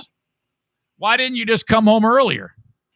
Yeah, there's no fun in getting home. Yeah, I'm with Grandma. If you kept breaking the rules, I would pull your ear too. Well, I mean, I didn't do this 7 days a week, maybe 3-4 days a week. Uh-huh. But no, she would not quit. Okay. No. And neither would I. Man, she sounds like a tough woman, Dad. Like she was a tough woman. Oh, my mom. Oh, yeah. When she looked at you, you knew you were going to get it. Well, it was a different era. I mean, back then, that's what parents did to kids. It was the. I mean, I don't really recall that too much with you guys, with mom and dad, for me, but your mom and dad and mom and dads of about that well, it era. wasn't a dad; it was a mom. Right. Well, you know what I mean. Eventually, Yeah. somebody's going to snap and start to beat up a kid. My dad would kill me if he had a chance. Oh yeah, yeah, tough. He was a tough dude. That's what I understand. I remember you telling me stories about your dad. Holy cow! Yeah. I'm glad I didn't meet that guy. No. All right. Well, Dad, that's gonna do it. I'm fresh out of questions. I as always, we appreciate you and Joanne for the time, and we're gonna see you very soon coming up, Dad. Yeah. And by the way, Joanna is on the quiet side. She somehow or other injured her back. Yes, I you know what? I mentioned that, and I understand that she's a little bit under the weather, and yeah, she's now beginning to walk a little bit better. And yeah, oh my God. Well, I certainly hope that she's feeling better by the time we get up there. Maybe just a little bit of take it easy. I hope so. I pray to God that this would go away. Yeah, that's tough. So just lay low, take some maybe some Tylenol or whatever, and yeah. And then hopefully it'll absolutely. Or either that or drink heavily. Yeah, a lot of them, gallon. Okay. All right. I'll talk to you very soon. I'll see you in a couple days. Yes, you will, and definitely we'll have a good time, honey. All right, Joanne. All right, Dad. I love you guys very much. And give our love and hugs and kisses to your wife and the beautiful girl that she heals in a hurry. So absolutely, we're worried about that. Yeah, she's going to be just fine. It's just going to take a little while. Okay. All right. Thank you, audience. You're wonderful people, and God bless you all. Absolutely. All right, Dad. Thank you. All right. See you up there. Yep. See ya. There you go. Another Rip Roaring edition of Dear Meathead right here. The idea of my dad talking about, you are disgusting. You're trying to embarrass him. That's okay. Tio, when I was showing my fat, says I would kill for a body like that. Jason says, look at that little Debbie. Chris says, right color too. Geez, Eric, get some sun. $50 on Derek. That would be me. Mike says, I'll take that action. So Mike would bet on himself for the race. Joanne laughing at chainsaw wood carving. That's awesome. Jason says, did she ever smack you with your shoe? Oh God, that would probably be something he'd hope for. All right. There you go. Him talking about how disgusting I am. Thanks a lot. Mike Ball. The end is near. 144 days from the race. See, the thing is, I'm only going to get faster. Every day, I'm going to get faster. Most people are going to bet on Mike. Go ahead, do your thing. I don't care. Holy shit. Dear Meathead, another Rip Roaring edition of Dear Meathead brought to you by my friends at JM Synthetics. Okay, take a pee time. Yep, I got to do that. Hold on a second. Where's my caption that says, I had to take a break, got to go take a pee? All right, I'm going to do that right here. I'll be back in a second.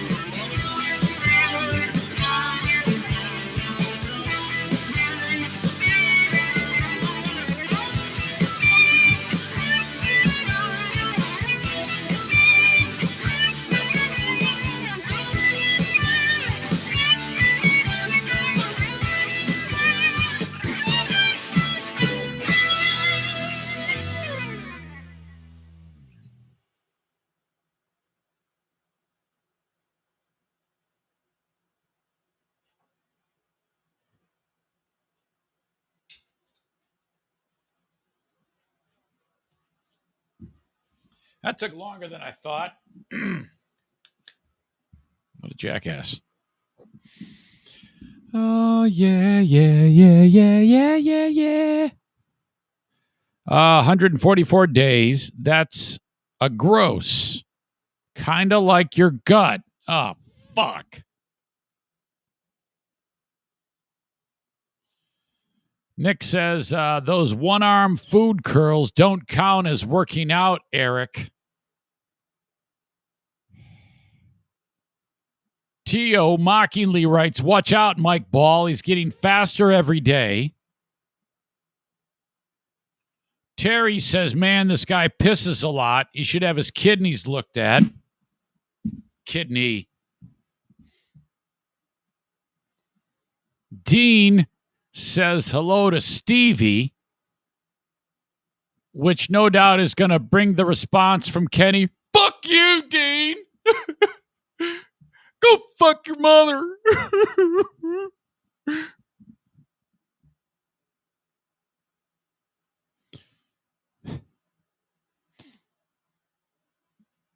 All right. Terry says that took more time than usual. It must have turned into a poop. No. Come on. All right. Plenty more stuff to get to. I got one story in particular that's going to trigger some of you in an awful way. But first, let me get to this story. I don't even know if I'm going to get to it. In fact, I might have to save the one that the triggering story, which is going to make you go, oh my God. You'll know it when you hear it. I might have to save it for the Patreon. Okay. So, dude from Megadeth, bass player. What did I say his name was? David Ellefson. Megadeth kicked the dude out of the band. Dave Mustaine says, all right, yeah, we don't know the details of everything that occurred, but with an already strained relationship, translation, he's been an asshole for a long time, so this is just the final thing. What has already been revealed now is enough to make working together impossible moving forward, Dave Mustaine said. I haven't yet told you what he did. We look forward to seeing our fans on the road this summer. We cannot wait to share our brand new music with the world. It is almost complete. So here's the story. Dave Ellefson is accused of something really gross with a really young kid. Okay? All right. First of all, Megadeth said, we're informing our fans Dave is no longer in the band. We don't take this decision lightly. Sexually explicit videos of 56-year-old Dave Ellefson. So it's a video of this 56-year-old man masturbating and photos of a flirtatious exchange with a woman surfaced online earlier this month. At the time, rumors spread online that he had been grooming an underage fan. He vehemently denied the accusations and posted a statement from the woman he claimed he had sent the material to, who said she was of age the whole time they were in contact. Both his statement and hers have since been deleted. On May 10th, Ellefson addressed the allegations with a since-deleted Instagram post. Well, look, hold on a second. Before I get to that, I don't care if it's with an underage girl or not. If anyone is watching a video of me masturbating, you don't have to worry about kicking me out of the band because I'm going to leave. I'm going to do a Walter White, and I'm going to call the vacuum cleaner salesman, and I'm going to move. I'm going to be transported to Alaska and live in a cabin for my days because I don't want to look anybody in the face if I know that there's video of me masturbating that the world is seeing. I mean, think about that. Let alone masturbating to images of a kid. Okay? I mean, seriously. Ugh.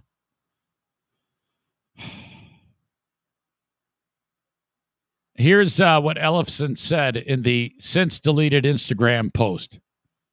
As you may or may not know, well, we know now, some private and personal conversations and interactions have surfaced online, released with ill intention by a third party who is not authorized to have them or share them.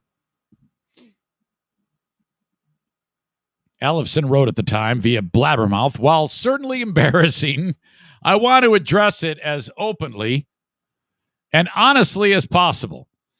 As much as it's not something I'm proud of, these were private adult interactions that were taken out of context and manipulated to inflict maximum damage to my reputation, my career, and family.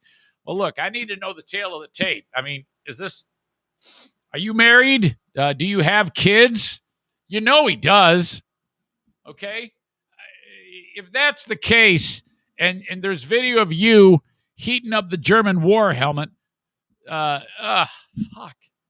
How do you... Ooh. Ellefson also included a statement from the woman he claimed was the recipient of his online messages. Quote, I'm the girl people are talking about in the post about David Ellefson right now, and I just want to tell my side of the story because people are sharing misinformation and the situation is getting out of hand without the truth being out there, she wrote. Yes, those video calls did happen, but I was the one to initiate them, and never was I underage. I was always a consenting adult. Nothing inappropriate ever happened before that. It was all consensual. I'm not a victim, and I have not been groomed in the slightest as I was the one to initiate it. I was just naive enough to record him and share it with a friend without his permission. In the end, it was all consensual and all online. Now, if that's true, and that's according to Dave, he's like, hey, wait a minute here. These are her words. Honestly, that would be the old much to do about nothing. Okay? It's just embarrassing at that point. But I mean, if you're a 56-year-old dude, and there's also the element of is he married? Does he have kids? And I guess I don't know that for sure. But if that is the case, it's just embarrassing. It's just awful. And that may still be enough to make the band say, you know what? Fuck this. There's enough weirdness going on with you. All we want to do is play music. We don't want to be on stage with a guy who's involved in all of this drama, so get out. I could actually understand why the band would get rid of him. But outside of that, I don't think anything more other than what he deals with on a personal basis with if there is a Mrs. Ellefson. Holy shit. I need to know, is David Ellefson married? Is David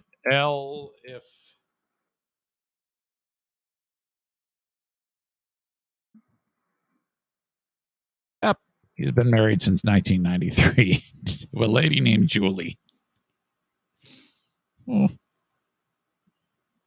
So that's weird. All right, so he's got to deal with that. He's in a world of shit, as Private Pile once said, before he blew his brains out. You got to see that movie, Full Metal Jacket. It's incredible. Ellefson also included a statement from the woman. I already said that. I don't know how it got to this point, but this is from the chick. But a lot of information is being left out by the people purposely trying to harm him. So you're telling me that the girl, whoever this was, initiated this with him and got him to masturbate in a video thing, and then got the recording and said to her friend, hey, watch this. This is the bass player from Megadeth beating his meat. And then this other person got their hands on it, and then that person spread it out to the world. I mean, that's fucking terrible. I would ask that anyone sharing these personal private videos or any misinformation about them to please stop. Well, you did it in the first place, whoever you are. Later that day, Megadeth released the statement that said, there are clearly aspects of David's private life that he kept to himself. As the situation unfolds, it is important that all voices would be heard clearly and respectfully. We look forward to the truth. How'd you like to be Dave Mustaine? He's like, hey, man, hey, Dave, how you doing? Oh, not bad. Well, Mustaine has a history of being an asshole too, and he's constantly kicking people out of his band. There's always a revolving door of band members in there. Hey, we got word that Dave was beating his meat, and there's video going around of Dave jacking it. Oh my God! Ellefson's been around for a long time. He's been with the band since 1983. He actually stayed with the band through 2002. When Mustaine disbanded the group to deal with a medical issue, once he was healed, he reformed Megadeth in 2004 without Ellefson. That same year, Blabbermouth reports Ellefson filed an $18.5 million lawsuit against Mustaine, alleging Mustaine had withheld profits.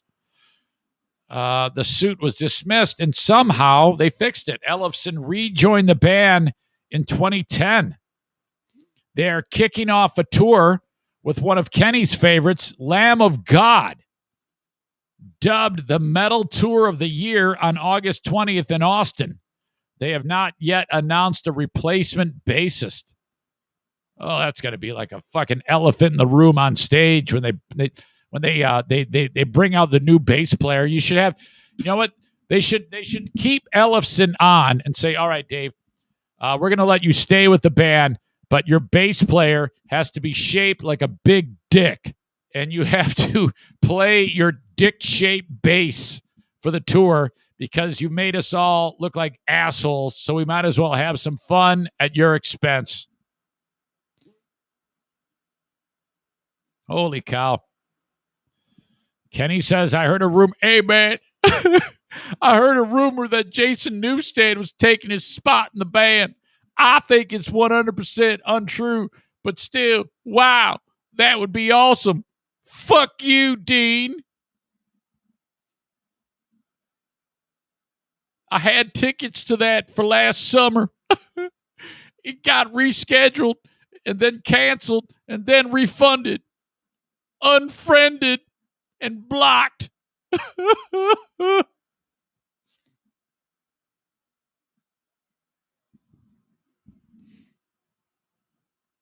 I hope you get to go. On how he's letting me have it. Dude, fuck off with the Dean shit.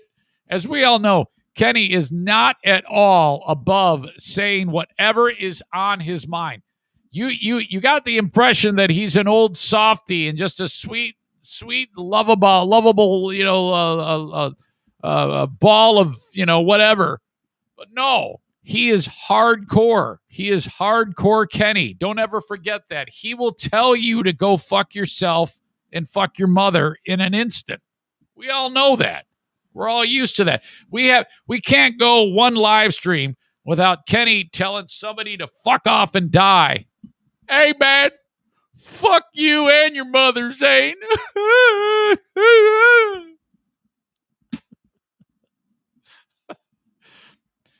Fuck him and fuck you. Fuck everybody.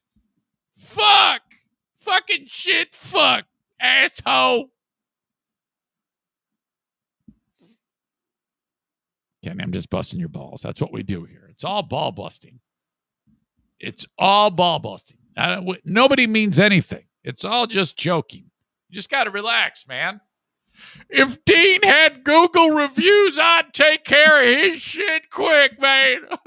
1 star. Dissatisfied. And fuck you too, Nate. You're getting a bad Google review. Dean's getting a bad Google. Everybody's getting a bad Google review. Hold on a second. Let me get my keyboard. Fuck you. You fuck yourself. Fuck you. Holy shit. Fucking shit, man. Dean doesn't exist to me anymore. I hate it. I hate you. I hate you, fucker. Nate, fuck you too. 1 star. Do not be friends with them.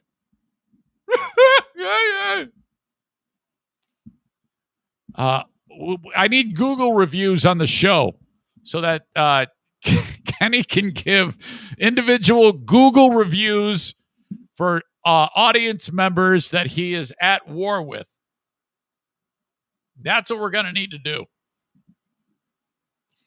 Kenny's audience member Google reviews is my new favorite idea that I will not follow through on. All right. God bless my friends over at Van Dyke Mortgage, and specifically the Mario Flores Lakeshore team of Van Dyke Mortgage. Thanks to all you audience members who have reached out to Mario. This is all you do. You call them directly, 231-332-6505. Hello, this is Mario Flores Lakeshore and Van Dyke Mortgage. Please leave a message. I'll get back with you as soon as I can. I'm making dreams come true. Thank you. Hello, Mario. This is so-and-so. I am a Zaniac. I listen to the Eric Zane Show podcast. I need information about your mortgage services. Please reach back to me. Leave your number and off you go. Or you can just very simply just go to his website and contact him through his website. If you want to get to it, just click on the emerald green Van Dyke Mortgage logo at ericzaneshow.com. NMLS number 3035.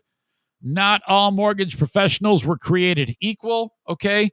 And what I mean by that is, a lot of people who do mortgages, they only want to deal with people who have great credit scores so they can get the most dollar amount on the mortgage so they can make the most money. That is not the case with Mario. Everybody is welcome. Don't feel ashamed. There are no dumb questions. Some people have credit in the shitter. You can improve that. That isn't for life. Mario can help you get that all together, okay? And you can be paying on a mortgage and not to some freaking slumlord. 231-332-6505, an army of people there to help you with the Mario Flores Lakeshore team of Van Dyke Mortgage. Things are going very, very well for Mario and his crew. 2 offices in Muskegon, 1 in Grand Rapids, 1 in Florida, and, of course, the naming rights of the beautiful Muskegon Convention Center, now known as the Mario Flores Lakeshore team of Van Dyke Mortgage Convention Center. That's long, but it's just says Van Dyke Mortgage Convention Center right on the building. Congrats to him. Okay. Loving my friends at TC Paintball, online at tcpaintballgr.com. If you want to book a party for a great time, either for paintball or jelly ball for the young kids, it's so much fun. You got Little League on Wednesdays with TC Paintball using the low-impact guns. Book a party today. Gather up the local kids, gather up the crew from work, bachelor party, bachelorette party, my gosh. Get the gear on. Everything you need is there. So all you got to do is come as you are. I would recommend wearing some clothes that you don't mind getting a little bit messed up. You can armor up if you want in terms of so that you want to avoid the welts if that's your thing. But off you go, man. You get the mask, you get the paint, you get the gun, you get everything. Fully stocked pro shop. Online at tcpaintballgr.com for more information. tcpaintballgr.com for more information. Okay. El Paso, Texas. Some lady decides she wants to get some footage for her Instagram by getting inside of the monkey enclosure and having her way with the monkeys. She's shooting video inside of the monkey enclosure at the zoo. Shared around the world, putting El Paso on the map for the wrong reason. An El Paso woman seen over the weekend climbing into the spider monkey enclosure at the El Paso Zoo. Well, officials tell us she was trying to feed the animals. Today, we've learned she lost her job. And police are now investigating the case. ABC 7's JC Navarrete joins us live now in the studio with the latest on what's happening. Okay, now is that right? She climbed into the monkey enclosure to shoot video of her with the spider monkeys. And she was like an assistant at a law firm. And they fired her. I think that's okay. I mean, if I work at a law firm, I wouldn't want someone so stupid that they think that it's a good idea. I would keep her on and encourage her to keep doing it because apparently these monkeys can actually kill you. JC. Eric, I spoke with the director of the El Paso Zoo earlier today concerning this video that's playing right here on your screen. They tell me they've been working with the El Paso Police Department to get charges pressed. Zoo officials are concerned the action. Okay, now these little guys, they look to be about 30 pounds each, spider monkey. Maybe, and they're not teeny tiny. They're not like super minute, small things. But they say that these things can bring you down, and if they're pissed off, they can fuck you up pretty bad. Of one could end up costing all of us heading to the zoo.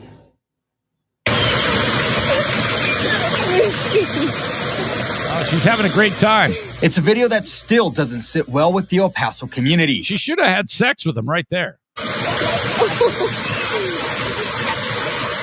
The El Paso Zoo says her actions that day has them considering their options when it comes to the spider monkey exhibit. Now in the clip, she's like walks up to him and they don't know what to do with her. They're like kind of like inching towards her and then they back up. She's laughing, putting out her hand, and the monkeys want to. They're like, I don't know.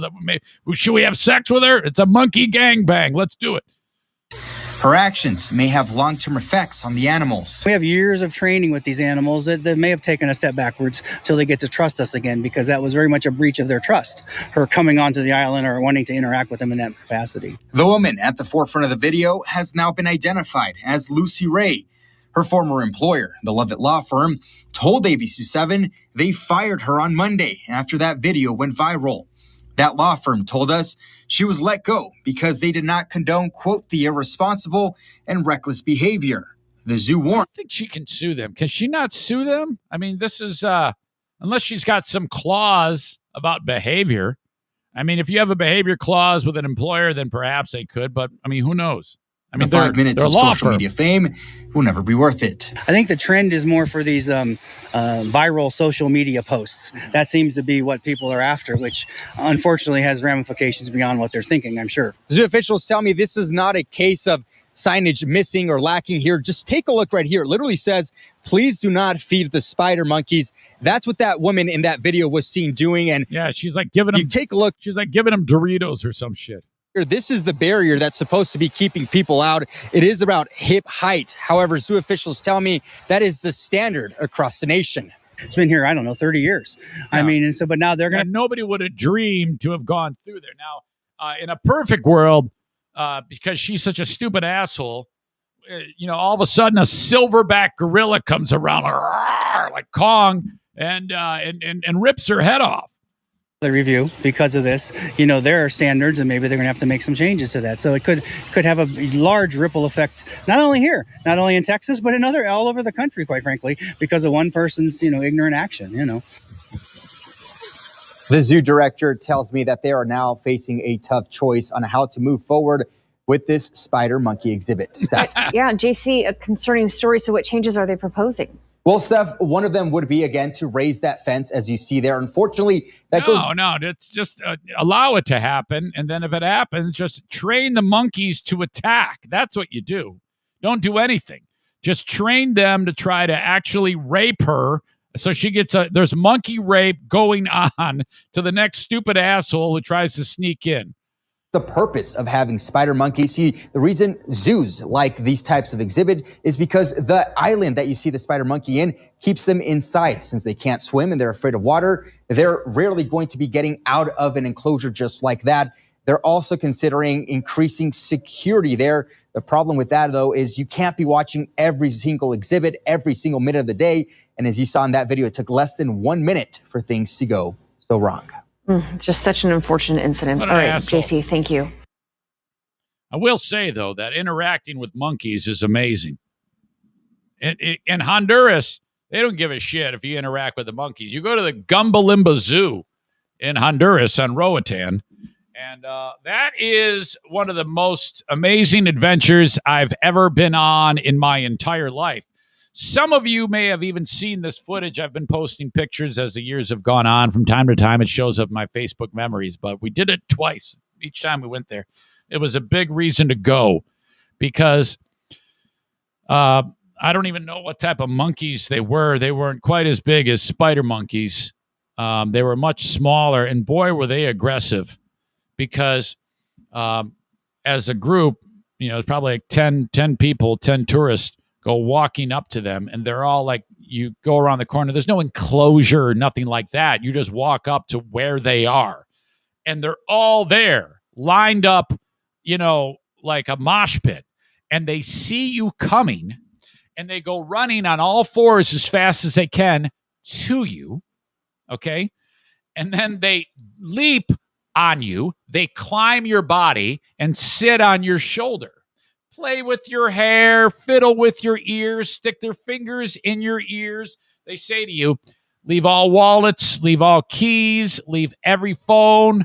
Well, you can have your phone. You can't let it go. You have to hang on to it in your hand, because if you put it in your pocket, they will reach in your pocket and take the fucking phone. Okay.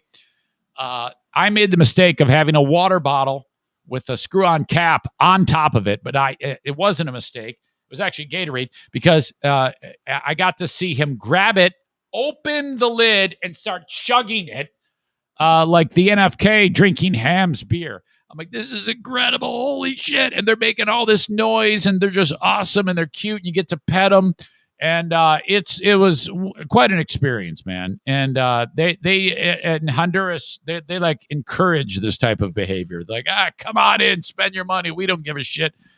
And so the monkeys are everywhere. It's like The Walking Dead. They come running up to you like that. The one took a piss right on Jim's shoulder. We didn't care. The one tried to bite the Queen of the Forest. She like stuck her hand out. And the little fucker tried to bite her. It was incredible. Oh, so worth it. If you ever, this is what I recommend if you're into travel. You must go to Roatan. All right? If you want to get killed, go to the mainland. Go to San Pedro. And then just get out of the airport and walk in the street, and you'll die. It's the murder capital of not the country or not the continent, the world. Like the highest murder rate in the world is San Pedro Sula, Honduras. So you go to there and get killed. You know you're in a far out place when at every intersection there's fire eaters trying to get your money. But if you go to the island, that's where the fun is. Go to Gumbalimba and just stay there. Coral reef, snorkeling. Paradise. So amazing. Sorry, that story reminded me of that adventure. Okay. Jason says, this is how pandemics start. Nick says, wow, Eric condones monkey rape. Come on, it was a joke. Never look a gorilla in the eye until it trusts you. Otherwise, bow your head and avoid eye contact. Act like it's biatch. I used to, when I lived in Midland, Michigan, back in the day, Joe and the Poor Boy, this old timer fixed my car. And he showed up with his assistant, who was his son. And we got into a conversation. I forgot how it was, but this was like an older guy who was big, a gigantic man. And I don't know how we got into the point of the story, or why it came up, but the kid said, Dad, tell him about the time that you fought the ape. And he laughed. And the story this guy told me, was fixing my car in my driveway in Midland, was when he was like 20 years old, you could go in to, they didn't care about animal rights then. You could go into a monkey cage with this gorilla, and if you lasted a certain amount of time, you win like $10 or something like that. But you had to wrestle the gorilla. And it said, do not punch gorilla. So dude got in there, and he balled up his fist, and the first thing he did was, as hard as he could, punched it right in the face. This is an old, tired, cranky gorilla. And it hit him right in the face, right between the eyes. And he indicated to me that the gorilla actually went and just looked at him and then fucking did the old backhand, like in Goodfellas. Kablammo! Right across the face. And he goes flying through the gate. Oh, my God, open it up. He punched the gorilla. Oh, fuck. They drag him out of there. This thing's dragged him out of there. I have no idea if he's lying on the story, but it sure sounded good to me at the time. I believed it. I want to believe it. I want to believe that guy actually went, fuck yeah, I'm going to punch that gorilla. Kablammo! As hard as he could, and the thing doesn't even flinch. Just crack. Take that, you stupid white bastard. Fuck you. All right. Okay. So you got that. And then I got this story. Now, this is the one I was talking about that I think might trigger some of you. Okay? Where is it? Okay. This happened in the NFK's former hometown of Allen Park, Michigan. The NFK and the late David lived in Allen Park. And this is probably not far at all from where they lived. Allen Park is not a gigantic community. The Critter Pet Shop in Allen Park is where this incident went down. Police are on the lookout for a 22-year-old man from Dearborn, Michigan. Okay. The owner of the pet shop, Rick Sims, said that the suspect came into the store and he said, "Hey, we got a problem." And Rick's like, "What's going on?" He goes, "Well, you sold me this parakeet and it's injured. It's not right. Something's wrong with it. Something's wrong with the wing." And the guy says, "Oh, okay. Well, let's have a look." It's a $30 parakeet. So the guy opens up the box and the parakeet's kind of looking at him all wonky and the wing's a little jacked. And he goes, "Well, that looks to be some type of injury it sustained. And the bird is in terrible condition. Have you been taking care of the bird appropriately?" And the guy's like, he's given right away, his attitude changes. He goes, "Yeah, man, whatever. Just give me my $30 back." All right. The entire wing, according to the story, was damaged and had blood on it. And the guy, Rick Sims, he goes, "Dude, we would not sell you the bird like this. This is not our doing. I don't know what happened, but I know that we would not let a bird go with an injury like this. So I don't know what to tell you." And so then this 22-year-old guy became enraged. Be warned, you might want to turn away.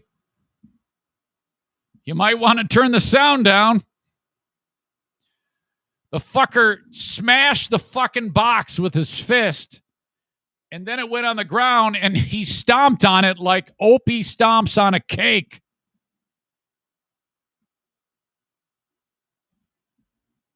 The question needs to be asked by you in the listening audience of a certain nature to fulfill a joke. When is one of you going to say the joke? I'll give you 10 seconds to bust it out on the live stream of the Eric Zane Show podcast.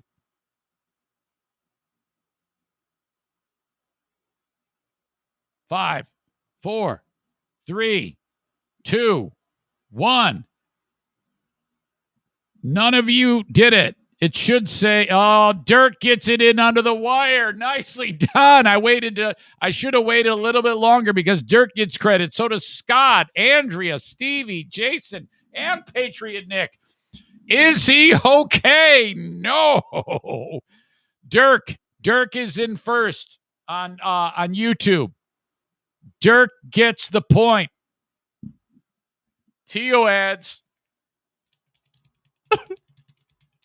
that bird's getting a bad Google review, man. Somebody's getting a bad Google review. Either the guy who killed the bird or the bird. Fuck that bird. Fuck that guy. Fuck them all. Bad Google review for you. 1 star. 1 star for you, dude. 1 star for the pet shop.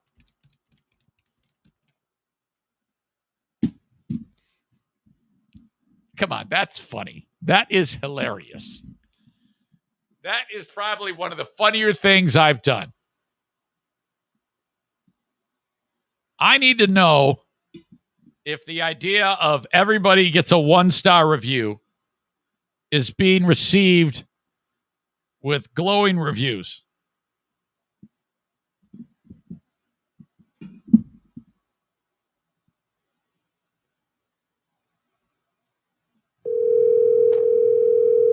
The bird is, in fact, dead. Your call has been forwarded to an automated voice messaging system.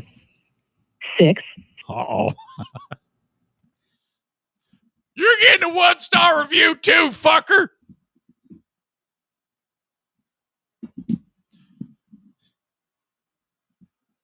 can make a shirt and put Kenny's face on it. And then write 1-star review.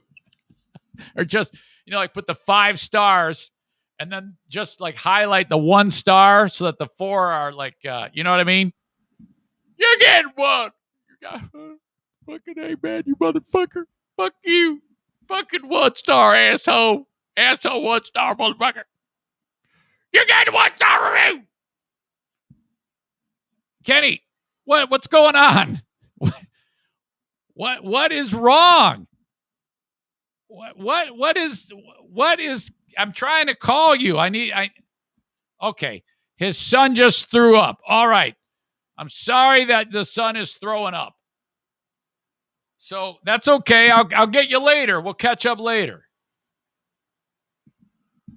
Are you giving the puke a 1-star review? That's what we need to know.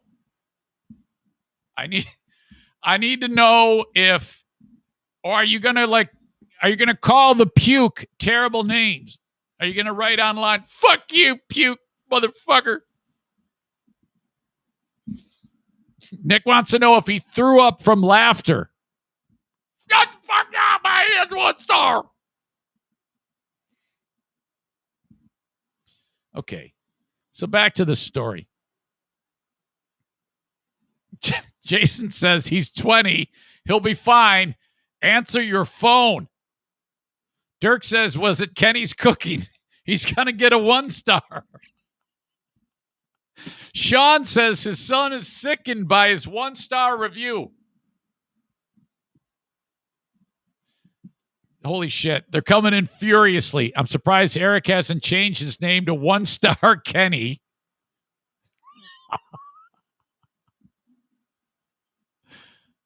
Okay. It's called the Critter Barn, Critter Pet Shop in Allen Park. I gotta look this place up. That is horrible, though. I mean, if you think about that. Critter. Are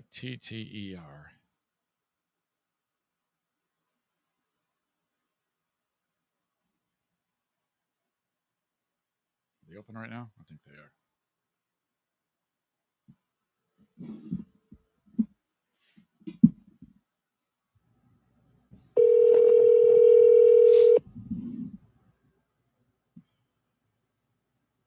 Poor guy had to go through that. I would be traumatized.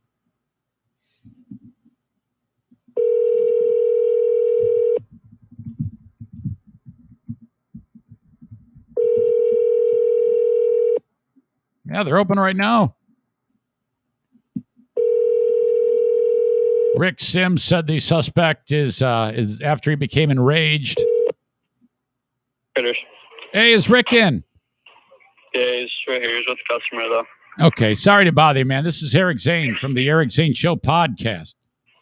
I was just calling about that crazy idiot who did that to the bird. Yeah. If you want to talk to Rick, you might want to call back in a few minutes. Yeah? Okay. Yeah, if you want to, he's with the customer. He's going to be a little bit. Yeah? Okay. All right, man. Sorry that happened. I hope you didn't have to witness that. Yeah, it's all good, man. All right, buddy. Thank you. I appreciate it. Okay, Bye. thanks a lot. See ya. Bye. Maybe we'll catch up later. It was all caught by the store's surveillance system. The suspect has not yet been arrested or charged, but the idiot will face animal cruelty charges. Nowadays, the level of crazy keeps one-upping itself, says Allen Park Police Department Detective Jim Thorburn. Just unbelievable, man. Incredible.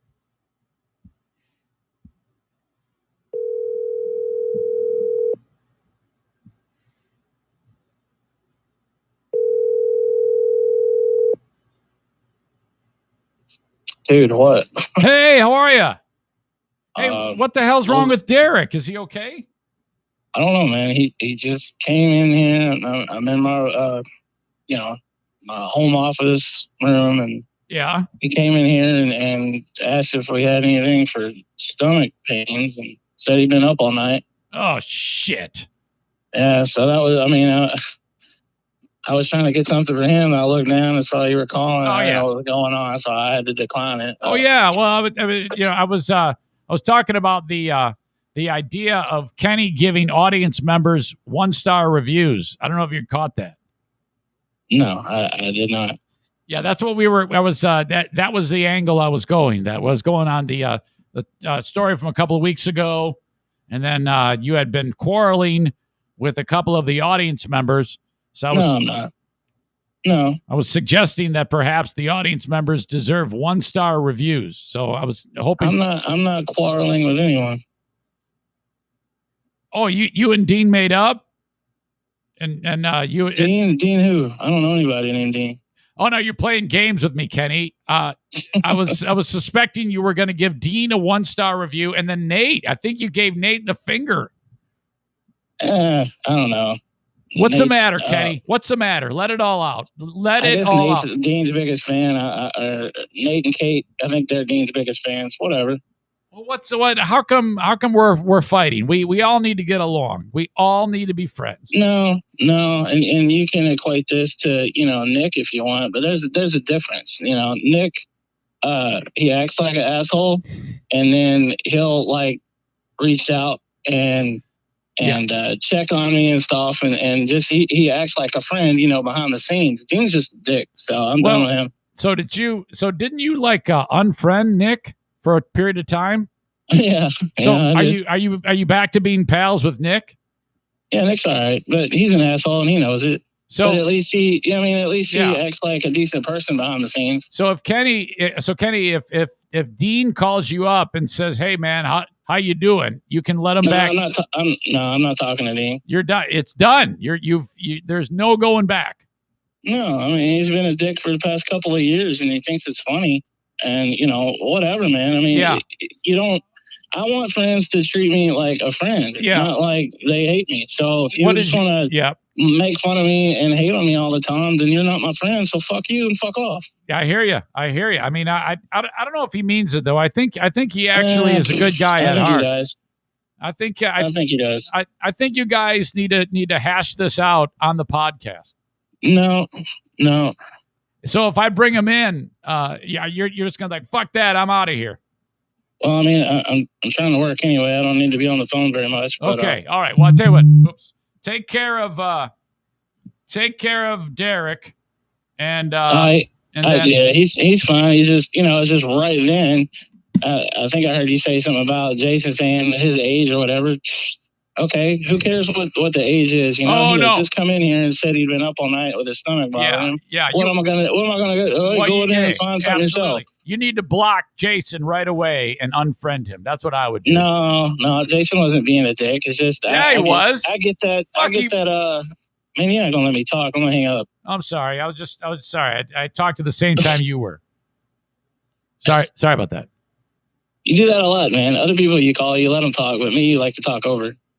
No, I was letting you talk. It just happened we talked at the same time. God, you're like super cranky. I didn't do anything. You didn't do anything. It's an everyday thing, man. Let it go. I don't have to be friends with Dean. Well, let what go? What do you mean let what go? You referenced it every day. Well, no, I've referenced it from time to time when it warranted it. I mean, you're sitting there telling you guys are going at it. And it is a storyline that has developed. I'm not going at it with anybody because he's blocked. I can't see shit he posts because I don't want to. Well, I know it, but that's part of the storyline is that there's no storyline, man. No, it is. It's my personal business. Wait, I don't have to be friends with him if I don't want to. Well, hold on a second here. It absolutely is part of your character. The whole business about blocking and unfriending and 1-star reviews. It's all beautiful. It's one of the best things that I've ever done on this show in terms of content. I get a lot of laughs on it, but at the end of the day, it's not me being a character. It's me being me. Yes, exactly. Did you ever think that maybe I just wanted you to update you on my car's happenings? Not that I wanted it, as part of the show. Didn't you publish it to Facebook? You publicly posted that. My Facebook isn't public. Only my friends can see it. Right. But you still shared it. I mean, what? So all right. Okay. Well, all right. I'll if you don't want me to, I would think that I was under the impression that if you post something publicly on your Facebook page. That's not public. Post something to your Facebook page. I mean, it all lends to you. I mean, it was a story. No. You made it one. Okay. All right. Gotcha. I don't want to screw that up. I mean, it's fun, man. You know, they got some laughs out of it, whatever. But you know, this is what it is. All right. Well, take care of Derek. Oh, he's all right. All right. He's in his room laying down now. Okay. All right, buddy. All right, man. I'll talk to you soon. All right. Later. Okay. See you. Bye. Oh man, and he's not happy. He is not happy. All right, we've got nominations for asshole of the day. Hold on a second. Let me see if I can get Bird Guy on here. I want to talk to the Bird dude. But do be thinking about asshole of the day. I think it's the guy who killed the bird.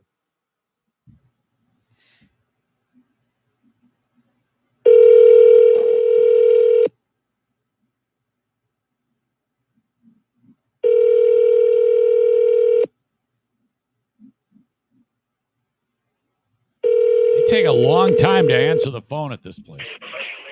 Critters. Hey, is Rick? What was that? Is this Rick? No, it's not. Is Rick in? Yeah, he is. Give me 1 second. Awesome. Thank you.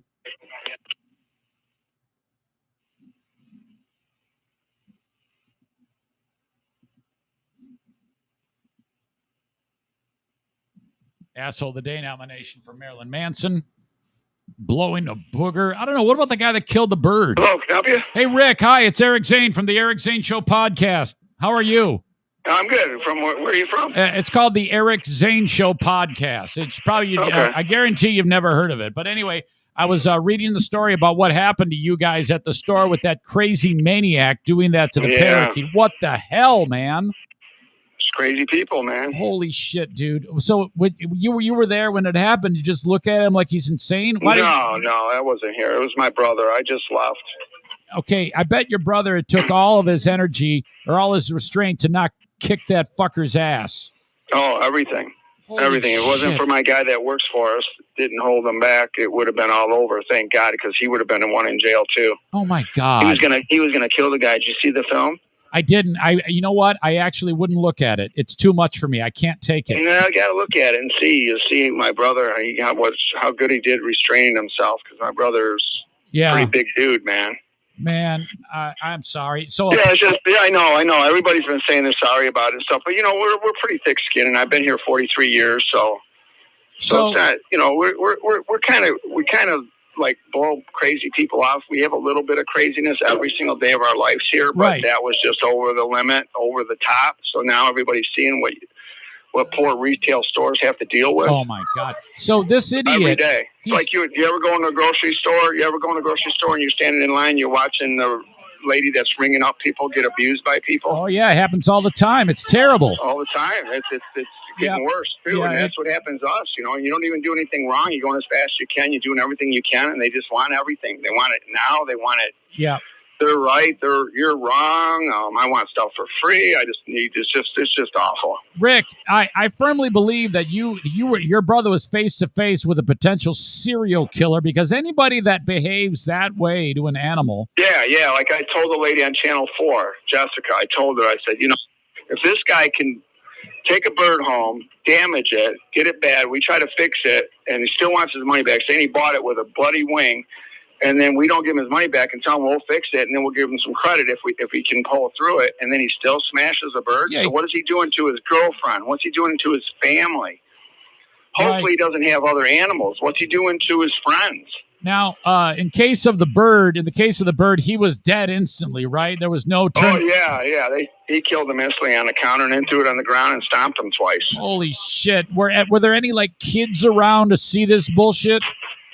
I don't think there was any kids that I seen on the film, but there was customers. There was actually a guy in here that was a bouncer, and he seen feathers all over the place, and he goes, "What happened, man?" He goes, "This guy just killed a parakeet on the thing," and then he knows us, and he goes, "He's a big dude, man, like 6'2", tons of tattoos, and works at a bar as a bouncer." And he goes, "Man, you guys can't do nothing about it, but I can. Where is he?" And he was already gone. I was kind of hoping he was still there. Fuck yes. Now, Rick. Now in the video, is it like the cops have a good look at him and they think they can get? Yeah, I think they got him. Oh, they really? Just won't release his name right now. I've had people from Los Angeles calling me, and New York, and Miami. Holy shit! Their customers, they're on the radio. Their customers, their listeners are so pissed off. They said they're going to get a plane ticket and come find this guy. Yeah. You don't fuck with animals, man. Seriously. You could kill a person. A lot of people say, "Oh, well, it's an everyday thing," but you do an animal, man. I know it. So, because animals are helpless. They don't cause anything. They don't do anything to cause that to happen to them. Absolutely. Now, at the Critter Pet Shop, is this the type of place, Rick, that you guys have like? Maybe it isn't like cats and dogs. It's like we have. Yeah, we don't sell dogs, but we sell cats and chinchillas and hamsters and gerbils and snakes, and we sell everything. We sell everything, but we don't sell dogs. I got rid of the dog section because the breeders wanted way too much money for it, and I'm not in an area where somebody's going to spend $3,000-4,000 for a dog. Gotcha. So, and I don't want to leave a dog in here for more than a week or so, and I hate having them sit in cages, so I quit doing it. Well, that's I've been here for, like I said, 43 years. So. Yeah. It's a long time operation. Well, I tell you what. Sorry that happened to you, buddy. I'm glad that you guys are there, and good luck down the road. I appreciate you calling and being concerned. I appreciate it. Absolutely, buddy. Okay, Rick. Have a good one.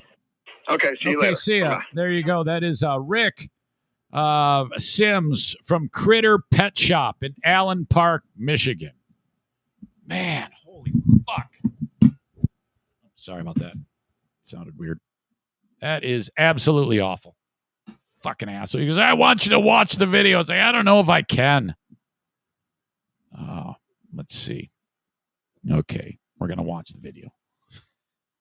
Okay, so if you're on the live stream, we're going to watch it now. And by the way, I keep seeing references to killing a hamster, euthanizing a hamster. Thanks, you assholes. I know exactly what you're doing there. Okay, so for some of you there's going to be no sound here, but that's the dude we were just talking to, Rick. That's the type of bird. There's a nice little kitty. He's got iguanas, beautiful fish tank. Rick kind of doing his thing. Yeah, great, And here he is discussing, holy shit, can you believe that this happened? And then here's the video. This guy's getting all pissed off. He's having a temper tantrum. He wants his money back. There's Rick. There's the parakeet in that box right there. And then it goes really, really south after a period of time. Boy, I expected the guy to look, the bad guy who does this to the bird. I don't know. I just pictured him looking like a total slob, but he looks like a normal dude. Just some stupid idiot hothead. Boy, where is it now?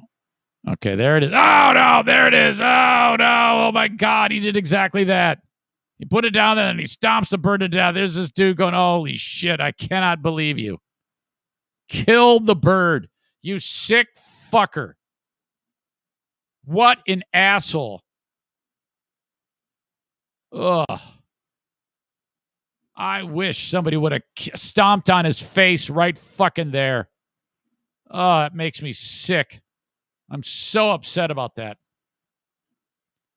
All right. We're going to need nominations for Asshole of the Day. Let's go over what we've talked about. The toilet is fixed. The TV broke in the camper. I had to repair it. We had a fight at the dog park. Mom acted like dog got shot. Dozer nearly ripped my arm off. Bruce puked in the car.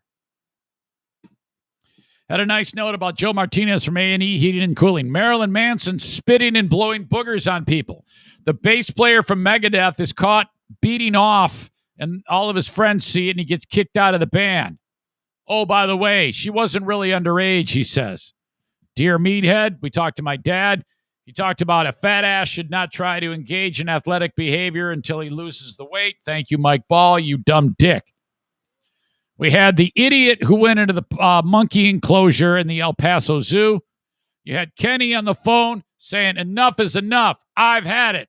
No more talking about things that I post on my Facebook page. We had the parakeet killer, all of that as part of the show. We'll decide in just a moment who the asshole of the day is. As you know, I'm on Patreon, patreon.com/Eric Zane. If you like the show, the free podcast, please support me on Patreon. For $5 or $10 a month, I give you tons of material each and every week. Every day, I've got the Patreon bonus podcast. I'm going to start that at 11 a.m. It goes at 11 a.m. every day, Monday through Friday. Shortly after this one concludes, join me on Patreon for $5 or $10 a month. Try it for $5 or $10 a month. If it sucks, cancel it. You get the rest of that month, and then it does not renew. Or let it ride. Or convert it to a yearly, and I'll save you 10% on the cost. Patreon.com/Eric Zane.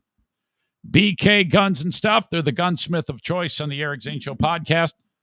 The letter B, the letter K, guns. The letter N, stuff. BK Guns and Stuff. 616-902-2447. Anywhere in the USA, get your guns repaired from BK Guns and Stuff. Irvine's Auto Repair, Grand Rapids Hybrid. I just heard from them. I got a text message because I dropped off Madison's car there. Update from Irvine's. And you click on it, and they tell you what's going on. View notes. Water from evaporator drain is only evidence we see. This is normal on humid days. The TPM light is on. All 4 tires were low. Added air, but TPMS remains on. That's it. That is it. Yes, I approve. Then I pay them and go pick up the car. So basically what you have here is Madison thought there was something wrong with the car because she was hearing noises. They were able to replicate it. Then they said, you have no problem. Come get your car. Awesome. Reach out to Irvine's today. That's 616-532-6600, ERVINES.com, Irvines.com, 616-532-6600. If you are in West Michigan, get your vehicles repaired there. Irvine's Auto Repair, Grand Rapids Hybrid, and EV. I have to remember that. And EV. Domestic, Asian, European models, all at Irvine's. Cornhole America, online at cornholeamerica.com. Get a set of cornhole boards for Dad. Anywhere in the USA, they can be shipped to you. Look them up, cornholeamerica.com. Idiot. Cornholeamerica.com. And pick up a set of cornhole boards. Put whatever you want onto a set of cornhole boards. Dad's favorite sports team. Dad's favorite saying. Dad's favorite daughter or son. Put them onto a set of cornhole boards from Cornhole America for Father's Day. All right. The Asshole of the Day Award. Who is it going to be?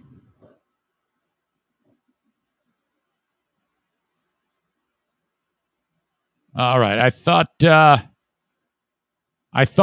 fluid might have been from the AC. Yep, you're right. All right. Yep. Spitting on someone is trumped by bird smashing. I agree. I think I'm going to say it is the bird smasher. I mean, seriously. I'm really, really triggered by that. The idea that son of a bitch. Can you imagine? I don't know if what the charge, if he would actually get prison time or jail time for that, but can you imagine being in jail for that? Yeah, it's without a doubt. It's got to be the bird killer. What an awful, awful thing. And that guy goes, yeah, you got to watch the video, man. You got to see it, bird killer. You are the asshole of the day, without a doubt. Awful, awful, awful. Okay, 34 minutes away from the world-famous Eric Zane Show podcast Patreon bonus. That starts at 11 a.m. Eastern Time. I want you to be there for that, so sign up on Patreon. You get more podcasting, more stuff to do, more stuff to listen to. Okay, folks, thanks again. Stevie says, where was this bird smasher located? Allen Park, Michigan. I'll link it up in the notes of the audio podcast. You could, even if you only get your podcast via the live stream, subscribe to the audio podcast, either on Apple Podcasts, Spotify, CastBox, Stitcher, whatever it is, subscribe to it. Hell, subscribe to it on more than one platform. It all helps. I get internet points that way. Thank you so much, folks. Talk to you down the road. Till next time. Thank you. Bye-bye.